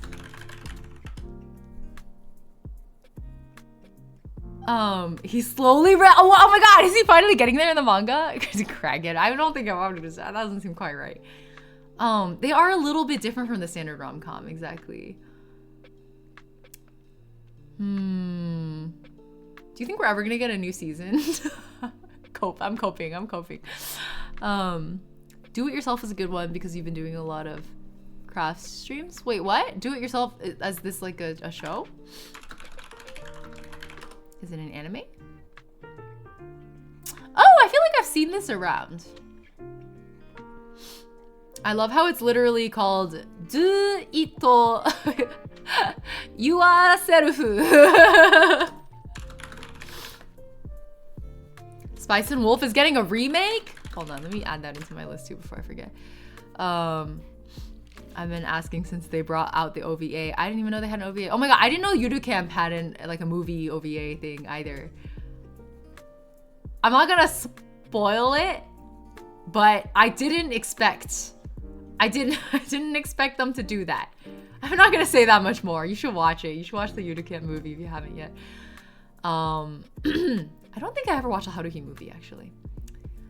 My love story with Yamada at level 9. Oh, I never watched that. Is that under this category?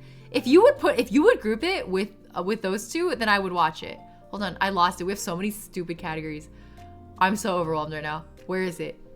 My love story with Yamada-kun at level 99. Ah, the Endless 8. Show of hands. Did you actually watch all of the Endless 8? Did you do it? Be honest. Should we run a poll? I kind of want to know. Hold on. Let's run a poll. I need to know. For those of you who watched Haruhi, did you actually watch all of the Endless 8? 1 second. I'm making a poll. Yes, I really sat through it all. No, I watched some of it and skipped the rest. I did not watch Haruhi. Okay, there we go. Where's my switch poll overlay? There. So to vote, you put a number in chat. I personally, I will vote in this. I was a no. I watched 2 episodes of The Endless 8. And then I was like, what? And I looked it up and I found out they were called The Endless 8. And I was like, no.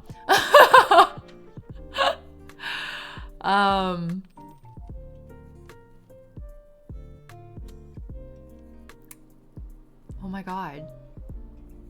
Guys, they're outnumbering us. 10-2? You actually...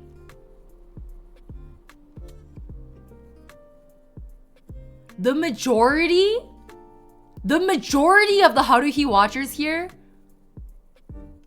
sat through the full Endless 8? We need a new poll. For those of you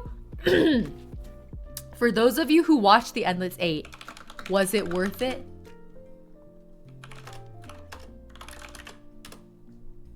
Okay, new poll. If you watched Haruhi and you watched through all the Endless 8, the like 11 or 12 of you that said that.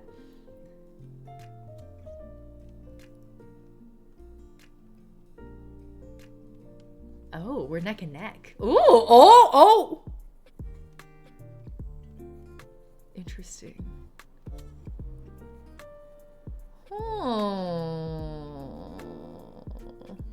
Oh, you just needed the street cred?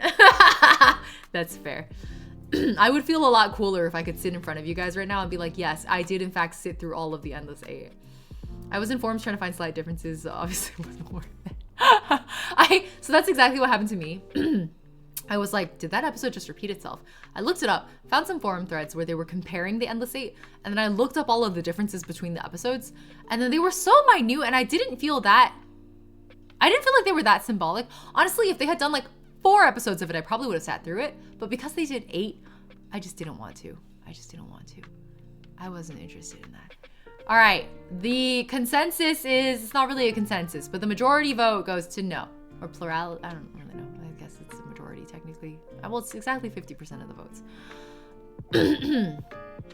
You really get into Yuki Nagato's mindset and the pains of, oh, yeah. I think they could have, it didn't have to be 8. I mean, it was interesting. It spawned a lot of discourse. Kenshin! Does Kenshin count as a milkshake duck? But Kenshin's milkshake duck isn't from the content. The content of the show itself is fine. It's the artist.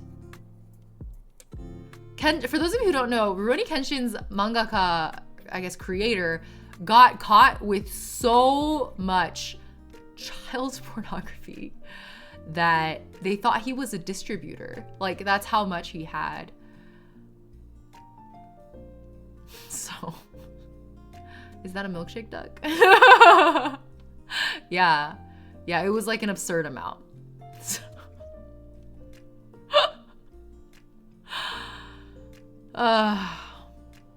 But it's getting a new anime, or it got a new anime. It got a remake, right? Wasn't there a new, or was there a new season or something like that? Like, Rurouni Kenshin came back. I know, it's nuts. It's nuts that they just like let people do that. Manga about a young actress is butched because one of the authors was arrested. Oh, oops. I mean, nowadays, like, what was it? What happened recently? Oh, there was that one voice actor, that OnStar's voice actor. What's his name? Mitsuru's voice actor was like arrested, and everybody was like, oh my god, or like, well, he was getting canceled. There was something, like, there was like a scandal. Everyone was like, oh my god, another voice actor scandal, like, this is gonna be bad. What if he like also cheated, because tons of VAs like cheat on their wives or whatever. It wasn't a cheating scandal. It turns out this guy was committing fraud, and then everyone was like, oh my god, thank god it was just fraud. Like, we've gotten to that point. We're like, oh god, like, this person is involved in a scandal. What is it? Oh, thank god, it's just fraud. Except in this guy's case, we were all like, oh my god, it's just fraud. And then we found out what kind of fraud it was. Because at first we were like, oh, tax fraud? Like, whatever, you know, get your bag, whatever. No, it wasn't tax fraud. This man was calling up, like, random people and scamming them of money. He was like pretending to be a police officer and scamming old ladies and stealing their money. And we were like, no, that is not the kind of fraud we thought this was gonna be. Because if it was gonna be tax fraud, it would have been like, you know, like, whatever. But no, he was like scamming old ladies and pretending to be a cop. That is not an excusable type of fraud. I can't believe that phrase just left my mouth. You know what I mean. Yeah, scamming the wrong people. Exactly. Scam the IRS, I'm like, they had it coming. Scam an old lady, and I'm like, dude, what? Grow a pair, what? So disappointed, but also not surprised, because honestly, that guy gave me the heebie-jeebies. I felt so validated. I was like, I knew something was wrong with that guy. Noir is actually somewhat found family, just a more House of the Hearth style. What does that mean? Noir? Is it an anime? I only approve of fraud against the US government. Now, for legal reasons, I would never encourage or approve of fraud against the US government. However, for comedy purposes, wouldn't it be funny if we hypothetically encouraged tax fraud? Now the IRS is gonna come for me because I made jokes at their expense. Now they're gonna come on at me. Now I'm gonna get in trouble. Boom, boom, boom, FBI, open up. Yeah, during a sponsored stream. For legal purposes, I am not encouraging tax fraud, nor would I ever commit tax fraud. Hold on, I need to look up Noir though, before I forget. I'm on the Wikipedia article. Is this an oldie? It looks like an old, oh, 2001.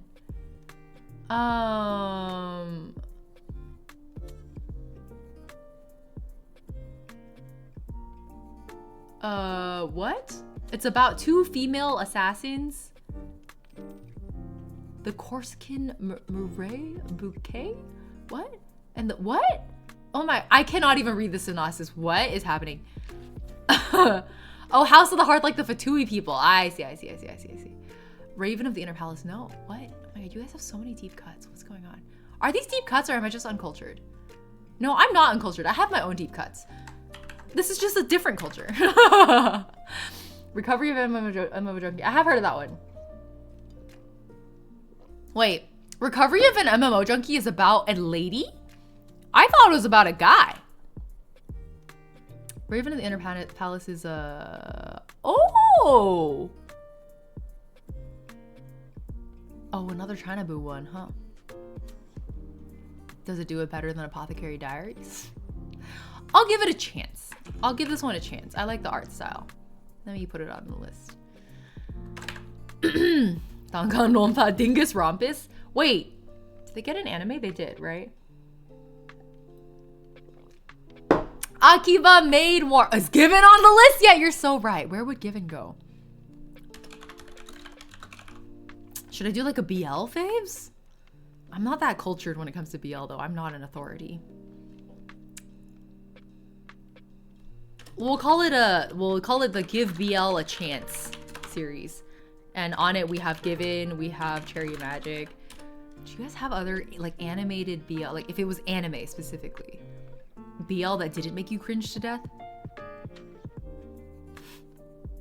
There's not a lot. Will this list be made available? Do you want it? You can have it. This is just my like scratch notes. You guys want this? Cherry Magic. Also, oh, I tried. Oh my god, who was it last stream who was telling me about the Cherry Magic Chinese audio drama? I listened to it, not all of it. 2 episodes of it? 3 episodes of it? It's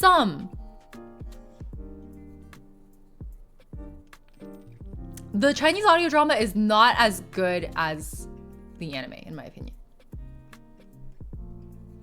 The MXTX trilogy, well, I don't know if I would put... Okay, let's say you're targeting this video at people who like would otherwise not watch BL, right?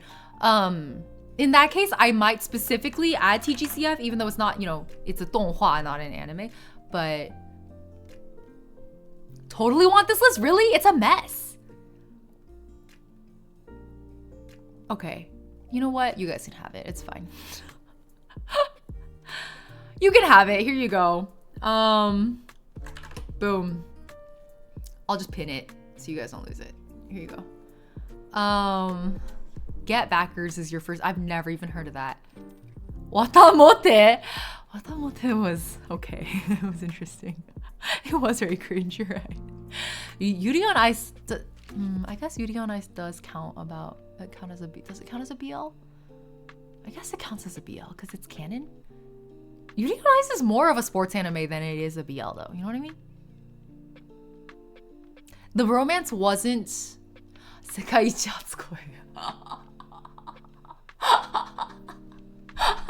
Okay, Sekaiichi Hatsukoi was my first BL anime. I cringed out of my skin, but it was goddamn fun. It was a really fun watch. Yes, there's a Cherry Magic Chinese audio and there's a Cherry Magic live action as well. Banana Fish! Banana Fish! You're so right. You're so right. You're so right.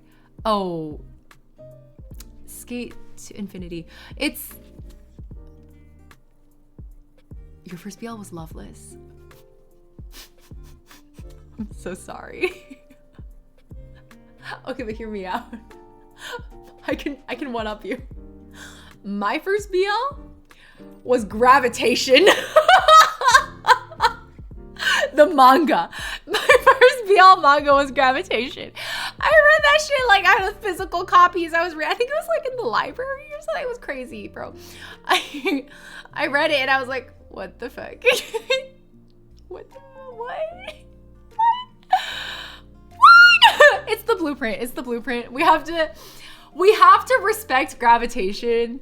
Like Gravitation crawled so everybody else could walk. You know what I mean? It's I guess gravitation very slowly levitated. It was a time. It was a time. I cannot pass judgment on it. It's its own genre in and of itself. Ooh, number 6. Would you put number 6 on the Give BL a Chance list? Let's consider it. Let's think about that for a bit. If you were new,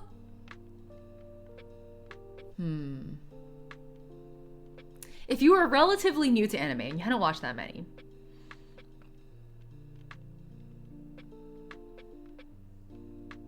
would number 6 be enjoyable?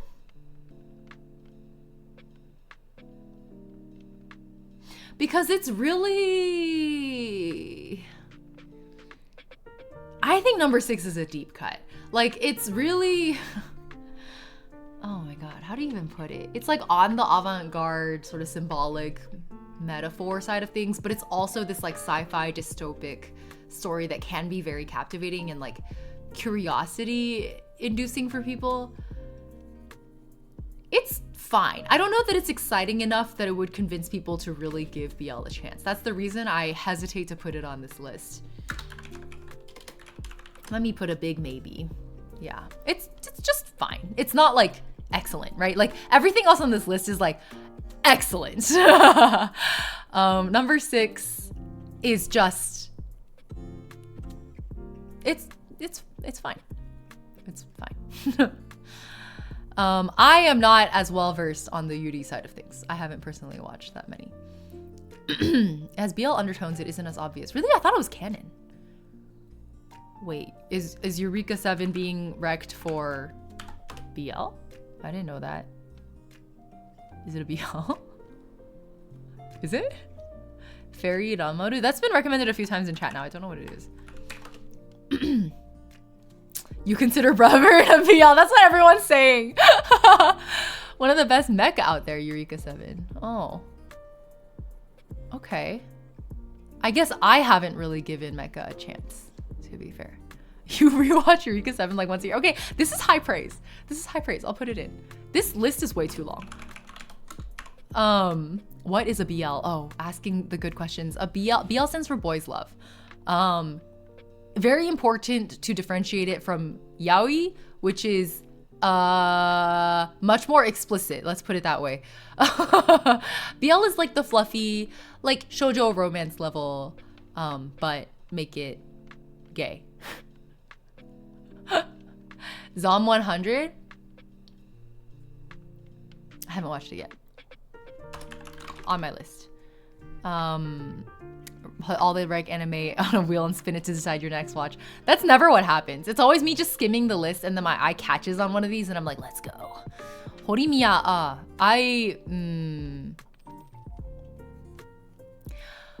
I would put Horimiya under my hater list. Except I didn't watch enough of it. Like I couldn't get through enough of it to even be enough of a hater. Well, arguably, I would say the same thing for My Dress Up Darling. You know what? Let's put it on. Sorry. I feel bad every time somebody's like offering something or suggesting something, and then I'm like, actually, I'm a hater. Sorry. A Place Further Than the Universe should be here already. Hold on. I had it under Slice of Life and Coming of Age. Blue Lock. Hear me out. We put Blue Lock under Give BL a chance.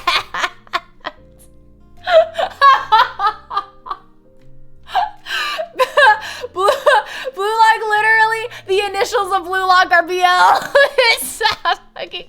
As far as I'm concerned, Blue Lock is not a sports anime. Blue Lock is a BL.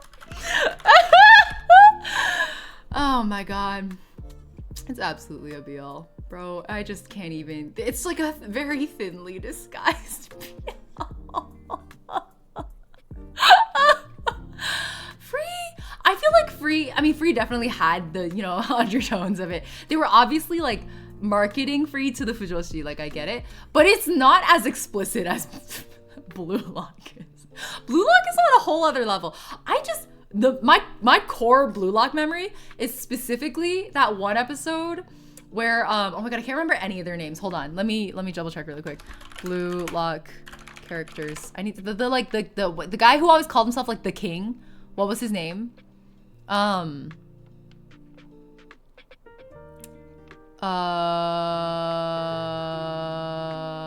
Bottle. The like Bottle mind break episodes where Isagi just like straight up mind breaks him. I was like, this is so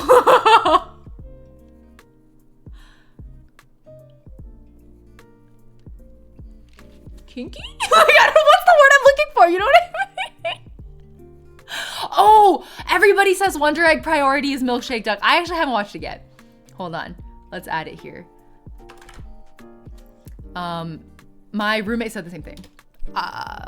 Everybody was like, watch it and then don't watch the last episode. I've heard of Kotaro Lives Alone. KHR on Give BL a chance. You're not wrong. You're not wrong. Yeah, I felt like Free was more bromance than BL, but I see, you know, it was both. It was both. But to me, it read as more bromance than BL versus Blue Lock is really BL. Like, you really can't. Oh, for those of you just joining us and don't know what Milkshake Duck is, it's a meme, so you should look up Milkshake Duck. I don't want to explain it again. Oh, GGO, I never watched it. I don't plan to watch it. People say that GGO redeemed SAO. Maybe I should watch it so that I can, like, decide if I agree or not. Is there a place to rec stuff or do you? Yeah, we're just kind of chatting. This is not meant to be a recommendation stream. I'm just hoping that as you guys recommend things, it will hit on things that I do know and then we can put them in topics. But a lot, not most actually, like a good half of what's been recommended is stuff I haven't watched yet. My roommate is a cat. Wait, is that the one by Gohan's? Because I'm a hater. Is that the one you're thinking of with the big cat? The really big one? Let me get the full title, hold on.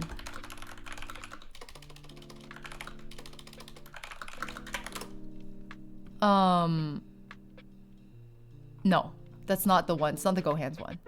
This is different. Gohan's is complex. My roommate as a cat looks very good. Let me put it on the list. This looks so good actually. Hold on. This might be my next watch. I like need something relaxing right now. Oh, I'm not logged in? What? Okay, I'll add it later. My current, what is it? Where is it? Hold on. Where is it? I had it on the list. This list is getting too long. I'm not complaining. It means we're cultured. This is my current watching.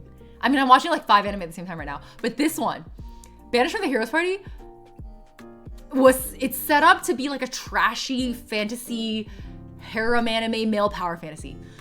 It is none of those things.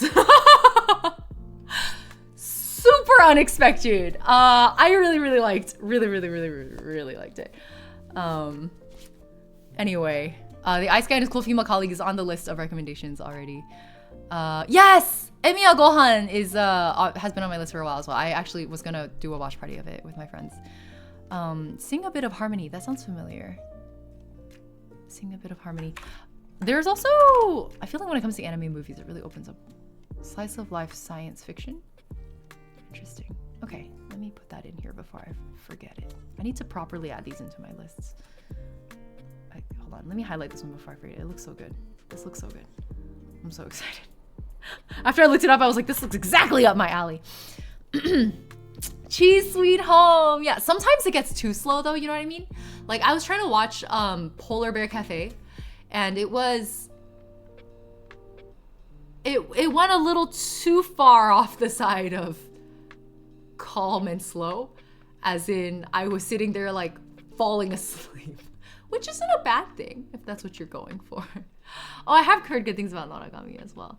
Noragami is one of those shows where, have you ever had like a show that you know, like a good friend would always recommend or like was really into, and so you're like, okay, I'll watch that someday, and then you kind of have a falling out with that friend or like something happens, you like don't talk anymore, and now you associate this show with that person.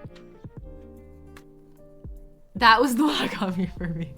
So I can no longer like objectively enjoy or evaluate it, you know what I mean?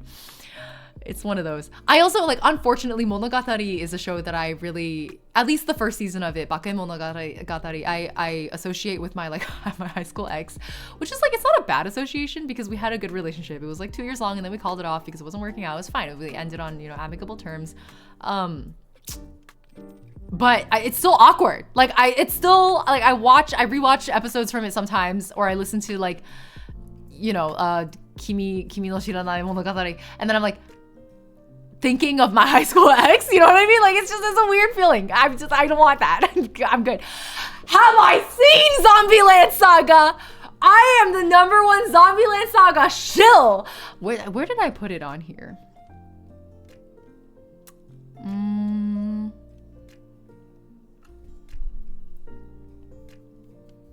It's in a category of its own. I really don't know where I would even... Here, let's put it here, DLS.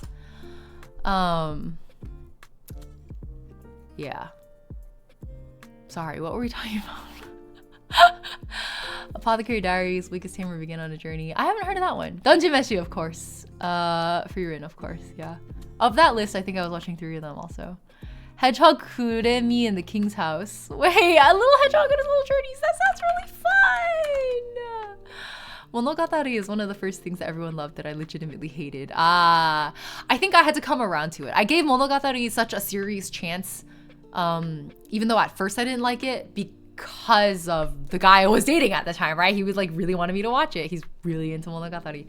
So I watched it and I was like, you know, by the end of the first season, I was like, I kind of get it. But I don't think it was until the 3rd season. You can't really call them, like they don't come in seasons. I mean, they kind of do. It's all a little bit out of order. It's the, what was it called? What's her face? Oh my God, I don't remember any of their names. Girl, braids, glasses, hair turns white. That arc. You know what I mean. Monogatari fans know what I mean. What was it called? There was like, all the arcs have names. I like cannot remember. That arc convinced me. I like came around just for that arc. Yeah, we've been talking about Bocchi the Rock a few times now. Neko Monogatari, yeah. But there was like, there's a, like she has like a, because they're all constellation names. You know, like it was named after, like, isn't there a huge episode guide for that show? Is there? There must be. That makes sense. Because I just watched them as they released, right? In release order. Which to me, in my opinion, is the best watch order, but... Hedgehog is a very short read. I forgot about it, but it's very charming. I should reread it. Oh, it's a manga. Okay, I don't know if I can. I'm out of bandwidth for manga for the foreseeable future because all of my manga time goes to One Piece. I also realized I didn't properly hydrate earlier, so let's hydrate and stretch for Waltz of the Flower and Yuo from a while ago. Ooh, enjoy Anime Boston. You guys have some crazy guests at Anime Boston. Well, I'm going to SakuraCon and we also have some crazy guests. So it's going to be a good con weekend. Have fun, Bakaveni. Have a good one. Okay. You've been meaning to start Gintama, but for some reason I never got past the first episode. Oh! Hold on.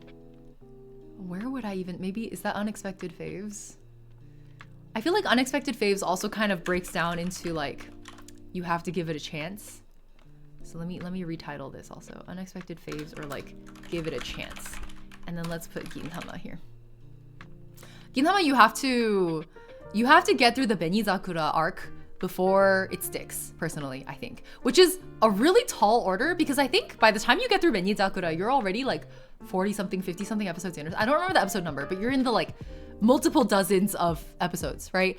And until that arc, it's truly just like this brain dead, silly ass, weird gags, absurdist show. So it's a time. It's a time. Do Netflix animes count? I mean, they're anime, right? Yeah. Hikaru no Go, I have heard a lot of good things. And yeah, we do have Skate already on here. There's a lot of anime I have in mind that like aren't really worth mentioning or won't make the list because I don't have much to say about them. But I do want to somewhere encapsulate K-Project. I don't know what I can say in defense of K-Project, to be honest.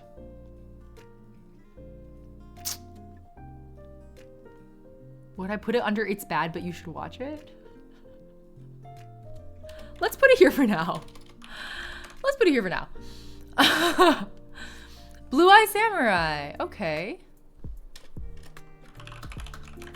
K-On!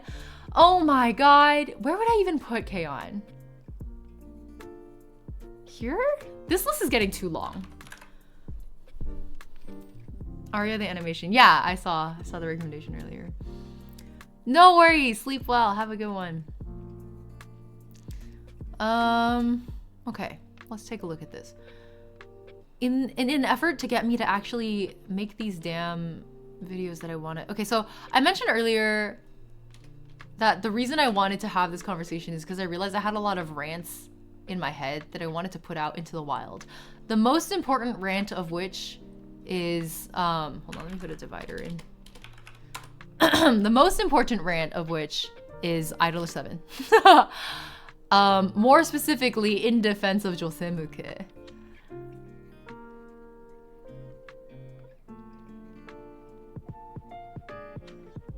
So I guess that would be my top priority. We can do that. What else though? I feel like there has to be more under the like in defense of like women's media category.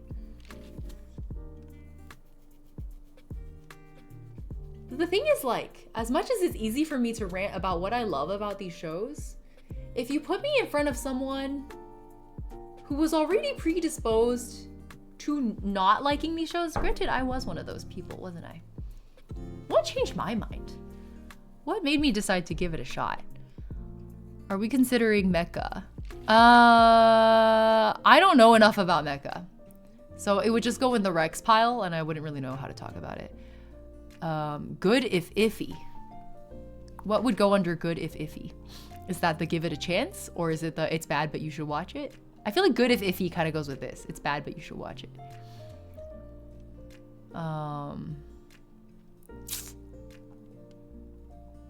Yo, you guys are giving me a lot of titles I don't recognize now. Oh my god, is this actually my top 3? Hold on. Maybe we need to take a look at my anime list because there's a lot of stuff in there.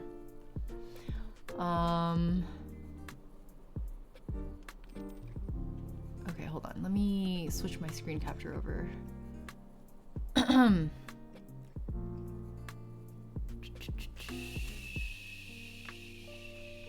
Boom. So this is my anime list. It's currently alphabetically ordered. Should I maybe do sort by rating? Score? Okay, let's see if that works.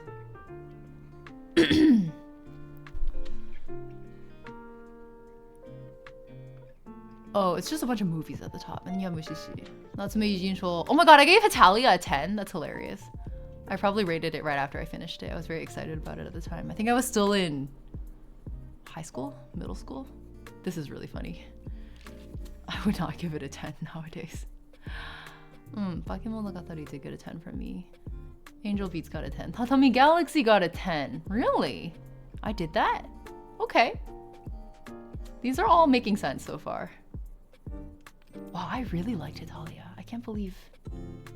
That's crazy. I believe it. I believe it. It's just crazy to think about how many things have changed since then. I gave Ungo a 10? Okay, sure. Fine. Tiger and Bunny needs to be on my list somewhere. Where would I put it? I really liked Mina and Yuki. I really, really, really liked Mina and Yuki. There were certain things they did with... I think Gasa Yuno is like one of the most complex and beautifully depicted yandere characters. And there's a reason she is the blueprint. And I really like Mina and Yuki for Yuno reasons. But where would I put Tiger and Bunny? I have no idea.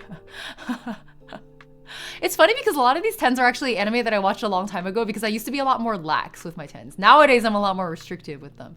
So a lot of things that nowadays I would give a 9 or an 8 were rated a 10 back then. Because I think when you're an anime, you know, a newbie, you have different scaling. Ooh, Shinsekai Yori! Shinsekai Yori. This is hard. Where would that go? What's a 10 from the past 4 years or so? Let's look. Let's look. What's a recent 10? A recent 10 in this list. Sangatsu, no doubt. Placed further than the universe, no doubt. Obviously, you guys know Premiere is my favorite film of all time. Mob Psycho, no doubt. I would actually probably, well, as a standalone season, I think The Promised Neverland does deserve a 10, actually. Yuta Camp, obviously. Dr. Stone, without question. Eizouken and Link Click as well. Idol 7 as well. Okay, you know what? These are all 10s. These are all solid 10s. Mob Psycho gets a 12, though.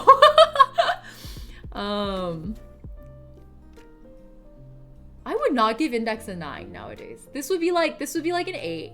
This would be a 9. This would be a 9. This would have been like a 7.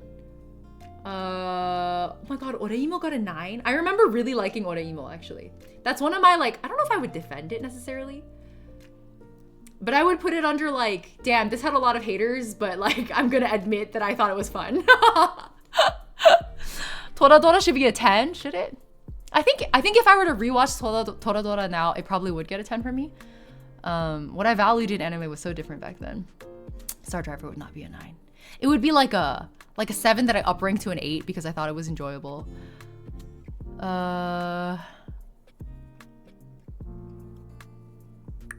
are some interesting takes past me. Interesting. Yeah, a lot of these would be downgraded to like 7 or 8 nowadays. But okay, that's fine. A little inflated isn't a problem. I can't believe I gave No Game No Life a 9. You know what? I probably docked it a point for all the fan service. I was actually an Oreimo fan. Like, I watched it while it was airing. I went episode to episode. I was like, this is a really weird title, but let me give it a chance. And I think what spoke to me about Oreimo was because I'm so good at just closing my eyes to most of the like weird fan service. To me, it was more a show about, I think a certain element of it really spoke to me because it was about like an otherwise normie seeming person sort of discovering her niche interests and like learning to embrace them. And I found that very relatable at the time. Like in that period of my life, the Oreimo main girl, I don't even remember her name, whatever. It's like not the most memorable show of all time. At the time, I was like, I resonated with it a lot. Yeah. Kokoro Connect is the body swap one. Yeah, it was an interesting one. It got really surprisingly dark, actually. And I credit Kokoro Connect with being the show that like taught my brother empathy. Attack on Titan got a 9. I can't remember what I docked it a point for. I think this is just around the time, because this was like 2013, 2012, 2013. This was around the time when I started getting more restrictive with my 10s. So that's probably what it was. Yeah, I gave Free a 9. I gave Haikyuu a 9. A lot of these maybe I started to love later on as I watched more of it. There's Nozaki-kun. Barakamon would have a 10 for me nowadays. That's true. Sangatsu season 1 I would give a 9, and season 2 I gave a 10. I would give season 2 a 20 if I could. Season 2 was insane. It's like March comes in like a lion. Sangatsu no Lion is like, if you have depression, you should be very careful about watching season 1 because it can trigger you. However, if you have depression and you made it through season 1, you should immediately watch season 2 and let it cure your depression. Bunny Girl Senpai not on the list. I don't think I've watched it. I watched the movie. Is that weird? That is a little weird, isn't it? I watched the movie, but not the show. Yeah, you can tell I got more restrictive with my 9s because Natsume got a 9. Any season of Natsume getting a 9 means I'm deflating them now. Okay, these are all, you know what? I agree with most of these 9s.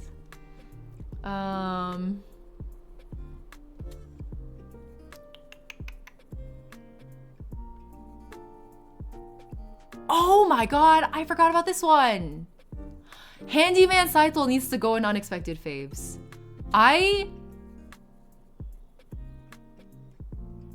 When I say Handyman Saito made me cry multiple times, like, I'm just as surprised. What? Like, what? Hold on, let me put it. Dude, give it a shot. Seriously, try it. It's so much more than you think it is. Handyman Saito blew my mind. To this day, I'm still processing it. Where do I put this? Unexpected faves, give it a chance? Yeah, Handyman Saito. Dude, whoa. Handyman Saito is whoa.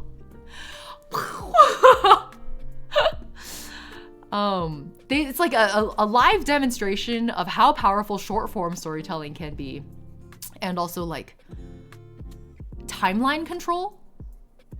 Like, there are a lot of animes that have demonstrated that when you tell a story in whatever order you want, you can do a lot of things. Handyman Saito is probably the single most powerful example I've seen of that. What else we got? Bro, I don't even remember watching Paprika. I gave it an 8. Okay. K-On got an 8. You know what? Fair. It was my first ever, like, moe slice of life energy. Is Handyman Saito an isekai? It is. Handyman Saito is the story of a guy... Oh, how do I sell this? Handyman Saito is the story of a guy who... He's a handyman in his day-to-day life. Obviously, you know, gets bricked, I think, by a truck, right? In very typical isekai fashion. Like, Truck-kun got him, I'm pretty sure. And then he respawns just like as himself in this fantasy world. So he doesn't get like an overpowered skill. He doesn't get anything. He's just a goddamn handyman. And so his value in this fantasy world is like still as a handyman. But it tells the story of like him in this party of like, you know, fantasy characters with fantasy skills. And I don't even know how do you sell Handyman Saito? They do a lot of like show don't tell, right? You figure out the lore of the world and the backstory. They kind of drop you in the middle of the story. So you figure out the backstory of the characters, how they became friends, how they became a party, what's up with this old wizard dude in the party, like what's going on with him. All these other side characters that you meet as they explore the dungeon or whatever. It's so weird and it's so unexpected. It's so full of surprises. It's crazy. It's so nuts. Durarara got an 8 because I docked it points. Because back then my taste was not as good. So I think I docked it points for its structure, which is a little bit more like out there. Nowadays I'll probably get it a 9. Kurage Hime got an 8. It says a lot about how my tastes have changed. What else? Number 6 got an 8. That's fine. Excel World. Okay. Have you played Hakuoki? No, I just watched the anime. I binged the anime. I binged Hakuoki, both seasons of it, in like 3 sittings. Vermilion Miser, hello, welcome.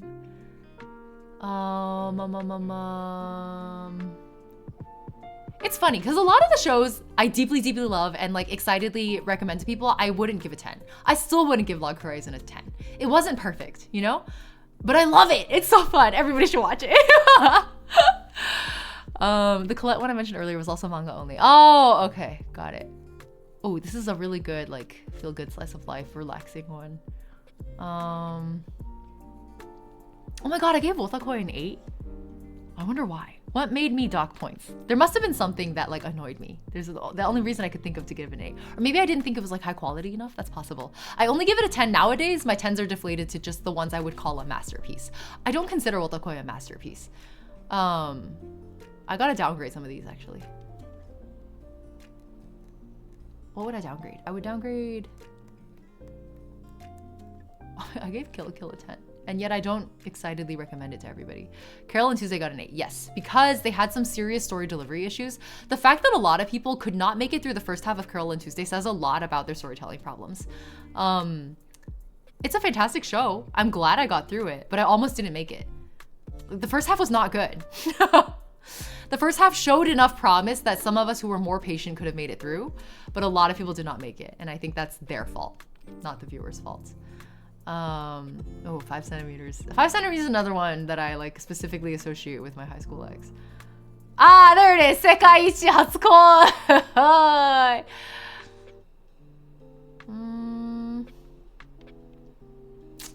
feel like the only thing I'm getting out of this is that I need to downgrade some shows in my scoring. You know, if I gave Second Beat an 8, what do you think I gave the first season? Because I didn't really like the first season. Hold on. I gave it a 7. That's accurate. I gave Idolish 7 a 7. Very appropriate. Second Beat got... There it is. Second Beat got an 8 and Third Beat got a 10. That is accurate. That is incredibly accurate. Please post this list on Discord. Wait, I thought I pinned it. Oh, did it unpin itself? My bad. Wait, my anime list you mean? Or like the one that we're typing out? Kiss Him Not Me, the manga is one of my favorite guilty pleasures ever. Oh yeah, it's a guilty pleasure, right? It's like junk food. Skite inayo, right? That was a I gave All Saints Rouge an 8. Oh, because I wouldn't call it a masterpiece. That's fair. I gave Mushoku Tensei an 8.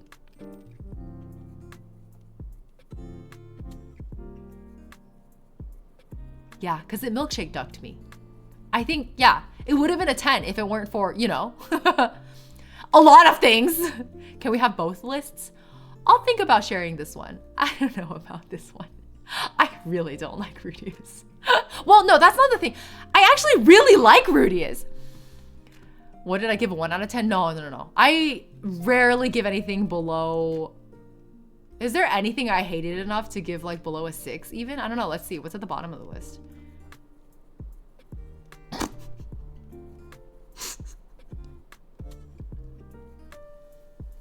Yeah, I got so mad at Ranking of Kings I gave it a 5 because I just felt so milkshaked. I was so betrayed. This would have been a 10. This would have been a 10 if it weren't for... I feel more betrayed by Ranking of Kings than I feel by Mushoku Tensei, because at least Mushoku Tensei was, you know, it was fucked up from the beginning. Okay, so Utapri, I don't know why I didn't give As Class a ranking. Utapri is a 4. Deserved. I hate that mirror. I know. Yeah, Diabolic Lovers was trash. Kimi ni Todoke 5, really? I feel like in my memory I liked it. Oh yeah, the potions, yeah, 6. Yeah, the 80,000 gold. It was these were fun shows, but I wouldn't give them more. Like I enjoyed it, but I wouldn't give it more than a 6. I think I didn't like the special. I probably got really mad at it. That's why I gave it a and then everything else under 7 is probably a more recent watch that I'm like in the years where I got more picky. As Class is so good. I just didn't give it a ranking. That's all it is. I don't know what I would have rated it because I always rate these right after watching them, so I have like recency bias. So things tend to be a little inflated or exaggerated, let's put it that way. Either I'm like so mad I give it a lower rating than I would have usually, or I'm like still fresh off of the high, so I give it a higher rating than it should have. As Class, in retrospect, I would give like a 7 that I would have wanted to give an 8, but I downgraded it because I think the animation quality left a lot to be desired. Yeah, the vending machine one is also a 7, which I dearly enjoyed, but it's a 7. I loved Life Lessons with Uramichi Oni-san, but it's a 7. You know, like there are lots of things I really liked that are 7s. But they're all, you know, a score is a one-dimensional thing. If I could score them on a few different indices, right, you would get very different numbers here. Last attendance roll call. Yeah. That's why I'm like, if I had rated it directly after finishing it, I think I would have had a very different rating. Wow, I barely remember this. Oh my god, we were talking about BL earlier. There's Junjo Romantica here. Tower of God getting a 7 is deserved and a tragedy. Yeah. Yeah. They did not do a very good job with the anime. Ooh, Sayonara Tetsubo Sensei. Deserves the 7, but I do really like it.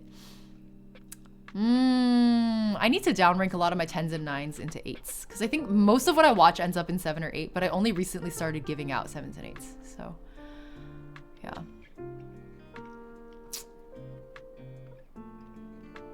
Pokemon Origins? Did I put it in here? Oh, I did. I guess it was like so basic I gave it a 7, but it didn't deserve that much more else like on top of it because it wasn't much. Idolmaster wasn't half bad considering how their other series went. I only watched the first one, so it was 2 a.m. when I saw Junjo. I kept closing it every time I think there are a lot of shows here that I should not have watched at the age that I did. Let me put it that way. Such as this one. Junjo Romantica as well. I think I was probably just barely legal when I watched Junjo Romantica. I think that sounds right. It needs more Greedy Mecha. I haven't watched very much Greedy Mecha. Ever seen Weathering with You? Yeah, I did. It was fine. It was very Makoto Shinkai. It was extremely Shinkai, actually. Maybe I need to do like an isekai recommender because I've been on such a binge and there's so many of them in here now. We were all here because we did that, let's be honest. I think that's the thing though, is like recognizing that there are some shows you probably watched before you could really appreciate them or criticize them. It could be worth rewatching some of those. Like I might go back and rewatch some of these, especially the ones that I gave a high rating. I think if I were to rewatch some of those now, I would not, right? Like, what was the one that I really didn't expect earlier? I think I gave a 9 to, was it Oreimo? Yeah. I don't think I'd give that a 9 nowadays, you know what I mean? But back then it was just like, it happened to coincide with the time of my life where like there were certain character arcs that really spoke to me. And so because of high personal relevance, I gave it a higher score than it deserved. But like a lot of these shows are not memorable. Mayochiki is not memorable. I don't know. Yeah, you'd give it a 10 now, right? Would I? Would I? Well, I would rewatch it and find out. I don't know. I have this fever dream, like memory anime of choosing a random anime off Anime Crazy, and it was about a student who could see microbes, except they weren't microscopic, just invisible and cute. Wait, what? Wait, is it an actual memory or is it a fever dream? They actually had an anime before that one. It was pretty hit or miss and such a different vibe. For what? Before Oreimo? I gave Sakura Soul a 9? Oh my god, I did. What? I think in retrospect, only a 7 or 8 at most. Was there something about it that also... Usually, if I look back at this rating and the rating seems higher than I should have, it's because something happened towards the finale that I really enjoyed. That's usually what it is. Which means maybe in the last like 2 episodes, maybe it had a good ending. I don't know what it was. Wait, this one. I remember Tetsuo no Tempest.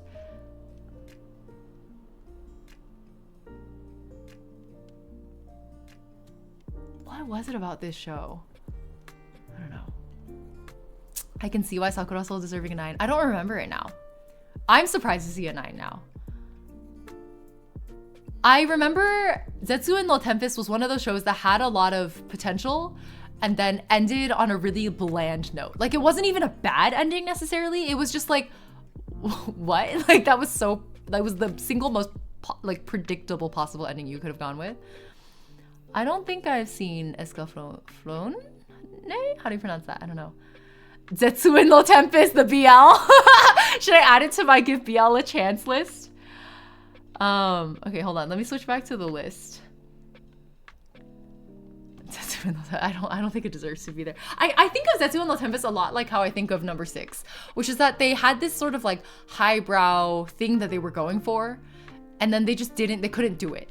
Like Guilty Crown's kind of like that too, you know, like they were trying to be a thing and they were simply just not good enough. They just weren't. Yeah, Cells at Work was on my list earlier. Beyond the Boundary, Kyoken no Kanata. It was it was so good, and then the last episode happened, and I was like, they just gave up. They just gave up. Like it had so much potential, and then they just gave up. What was the other one that I was, did I write it down? I think I got distracted before I could write it down. The one with the rats. Oh my god, do you know what I'm talking about? The post-apocalyptic one.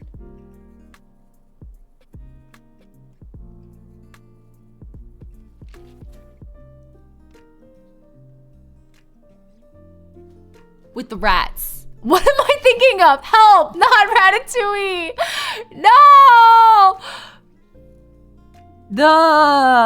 In episode 4, like, 2 boys kissed and everyone lost their fucking minds, but there was no more BL after that. What is it? From the New World. Thank you. Thank you. I always forget the English title. What was the Japanese title? Shinsei Kayori. Thank you. Oh my god. Where would I put that? I need to put it in here somewhere. Did I put it in here somewhere? Shinsekai. No, I didn't. I did? I didn't. Where would that go?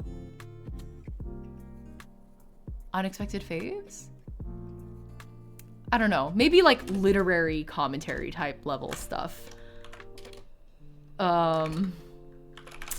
Literary commentary. These shows made me pretentious. And then we'll put Shinsei Kayori here.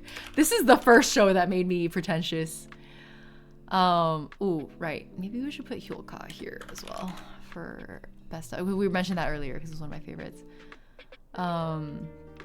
Yeah, it had BL and Yuri Bates early on.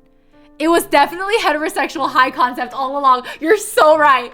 You're so right. In that sense, it was kind of Milkshake Duck. However, I still think it was getting, maybe I need to rewatch it again. Because again, this is like the first show ever that made me kind of pretentious. Maybe I should rewatch it. Maybe it won't hit as hard nowadays after. Yeah, it's like artsy fartsy, but they actually delivered on the artsy fartsy, right? Because there's artsy fartsy that delivered, and then there's artsy fartsy that everybody went, what? That was bad. And then there's artsy fartsy where everyone went, what? I don't get it. But that was a goddamn masterpiece, which is like Madoka Rebellion, right? Like that was artsy fartsy, what the hell? Damn, that was good. Which is a category of its own. You didn't catch it as bait. Yeah, I don't know. I still don't know that I would necessarily call it bait. But it definitely was heterosexual high concept. Okay, Sonia Benitez is kind of BL, but I want like for the BL arguments list, I want to make it like proper BL. You know what I mean? McDonald's-y. You're a real Psycho-Pass hater. I liked Psycho-Pass season 1. I did. I genuinely did. It's season 2 that we just won't talk about it. It'll be fine. One of the characters still loved both and kind of came off as bisexual. Yeah, that's true. The main dude, right, in Shinsei Kayori. I don't know. In my eyes, the rat was the main character. Cat soup. What's cat soup? Okay. I think this is a pretty good... I'm sorry, how long have we been streaming? Sorry, I just looked over and it said 2 hours, 46 minutes. I did not mean to stream past 2 hours today, guys. Now we're at 3. This is what I mean when I say... What was I saying? I wanted to look at this list properly. Okay, so... This I need to properly think on because this is the reason I started the list. This list is too short. I'll chew on it. I'll chew on it. The Donghua Rex includes something I haven't watched, but the rest of them I have watched. This can be a mini-series. This would be more of a, like, if I were to make recommendations on it, it could be a thread or like a, you know, just in passing. I don't want to put too much effort into this. It would not be a video essay. It would be like a, here's why you should watch No Doubt in Us. Here's why you should watch No Doubt in Us. If you liked Nirvana in Fire. If you liked Chinese historical drama with a really hefty dosage / main focus on political intrigue and a little bit of queer coding, just a little, and you don't mind getting baited a little by it, No Doubt in Us. The Give BL a Chance. The Give BL a Chance list, I think these 4 are really solid. And then honorable mention, like meme mention would be Blue Lock and honorable mention would be number 6. I don't know if Milkshake Duck brings all the boys to the yard or if Milkshake Duck, I choose you. Wait, what? What do you mean? K? Is it canon enough? Is K canon BL? I don't think it's canon. I don't know. That's why Blue Lock is like a lol lol. Actually, number 6, I don't even know if it's canon enough. I guess I group it here, okay? Sasaki and Miyano. I actually have not watched it. Hold on, what is this? Oh! Did you like it? It has high ratings, actually, surprisingly. Hold on, maybe I should watch it. Evangelion is a BL in my heart. That's the spirit.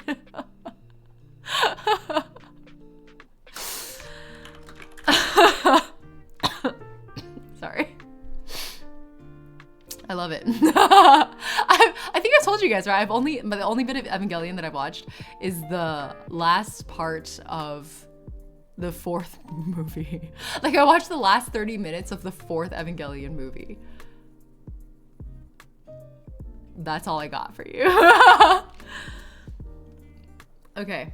And then the hardest one for me to do will be this category, which is like, because slice of life is my favorite genre. So recommending like a best of out of the list is gonna be really hard. If I had to pick a top 3, it would be Natsume Yujincho for sure.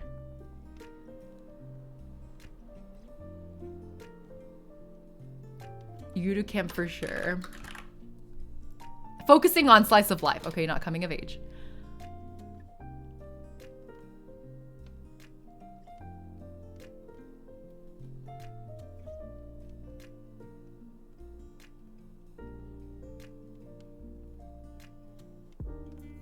I'm stuck. I can't pick a number 3. Konosuba, I couldn't get through. I got bored. I think Konosuba's, I'm not a hater for it, right? Like, I don't dislike it. I wouldn't put it in my hater list. But Konosuba wasn't my, I guess it just wasn't my cup of tea. I don't know what it was. Like, the style of humor just was not for me. I wasn't cringing. I also wasn't laughing. I was just kind of deadpanning it. You know, I was just watching it like, was that supposed to be funny? Like, I don't what. Very strange reaction to that one. You're about to make me get serious with this anime watching business. Is Bocchi slice of life? Yeah, absolutely. I just wouldn't put it in my top ones is all, which I know is an unpopular opinion. Just the fact that I don't adore Bocchi is apparently an unpopular opinion, which says a lot about how much people love Bocchi. I think a lot of people like really related to some of the core themes of Bocchi, and I just didn't. I genuinely just wasn't relatable for me. Kind of a crass thing to say, I guess, because the main thing people were relating to was like, I guess, basic social anxiety or something like that, or like performance anxiety. I mean, not to say that there weren't anything relatable. There were a lot of relatable things, but I think the main thing that everybody resonated with was like Bocchi, and I didn't resonate with Bocchi at all. I did watch Amaburi. I did really like Amaburi. It is up there amongst my favorites as well in the category. I think I may have to rewatch it to really give a proper evaluation because I don't know if I remember it very well. Psyche K, I haven't watched that yet either. Heresy, unsubbed, exactly, Aurora. That's what I'm saying. Every time I admit to my friends that Bocchi is not the best anime ever, they're like, especially because this always comes up in conversation with my friends who otherwise love the same shows I do, right? Like, we all loved Free Run. We loved Yuru Camp. We loved, what's another one of this category that we all like deeply love? I don't know. You get the vibe. And then I turn around and I tell them I don't like Bocchi. I mean, it's not that I dislike Bocchi. That Bocchi was just okay. When they hear that from me, the look of like utter betrayal on their face. Like, we cannot be friends anymore. I'm like, damn, I didn't know it was that big of a deal that it's just like not my favorite anime ever. Like, it was just I could not get through Danshi Kokousei no Nishijo. I could not get through Daily Lives of High School Boys because of the nipple scene. I just couldn't. I was like, it was actually, I was enjoying it. And then the nipple scene happened and I flinched. I closed the tab on reflex and then I was like, I don't think I'm ever going back. I don't think I'm watching the show anymore. I think I'm done.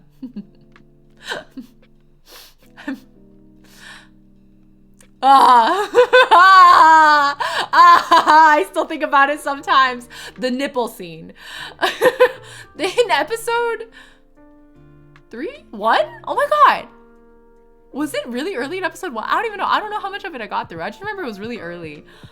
One of them accidentally cuts off his nipple and to this day, I'm traumatized. To this day, I cannot unsee that scene. The American R&B and rapper name references in Amaburi. I actually did not. What? My reason for not resonating with Bocchi is the reason you didn't like Komi. I think I also did not resonate with a lot of the main themes of Komi, but there were enough other things about Komi Can't Communicate that I really liked. So yeah, I think Komi is also one of those shows where like a lot of people just like didn't like it. Actually, now that you bring it up, I guess Bocchi and Komi are really similar in that sense. Like you either really liked it or you thought it was just mid. I really, really liked Komi Can't Communicate. Kanye. Latifah. Oh! What? Kurisu Takaya. What? What? What? I did not know. Why? Why were they making so many rapper references? I don't know anything about Kaiji, Bruno. What is that? Kaiji? I've never watched it. I don't know what it is. Bro, I gotta rewatch Amaburi, dude. What? I need to rewatch Amaburi. Apparently there are references. It's the gambling anime. It's really intense.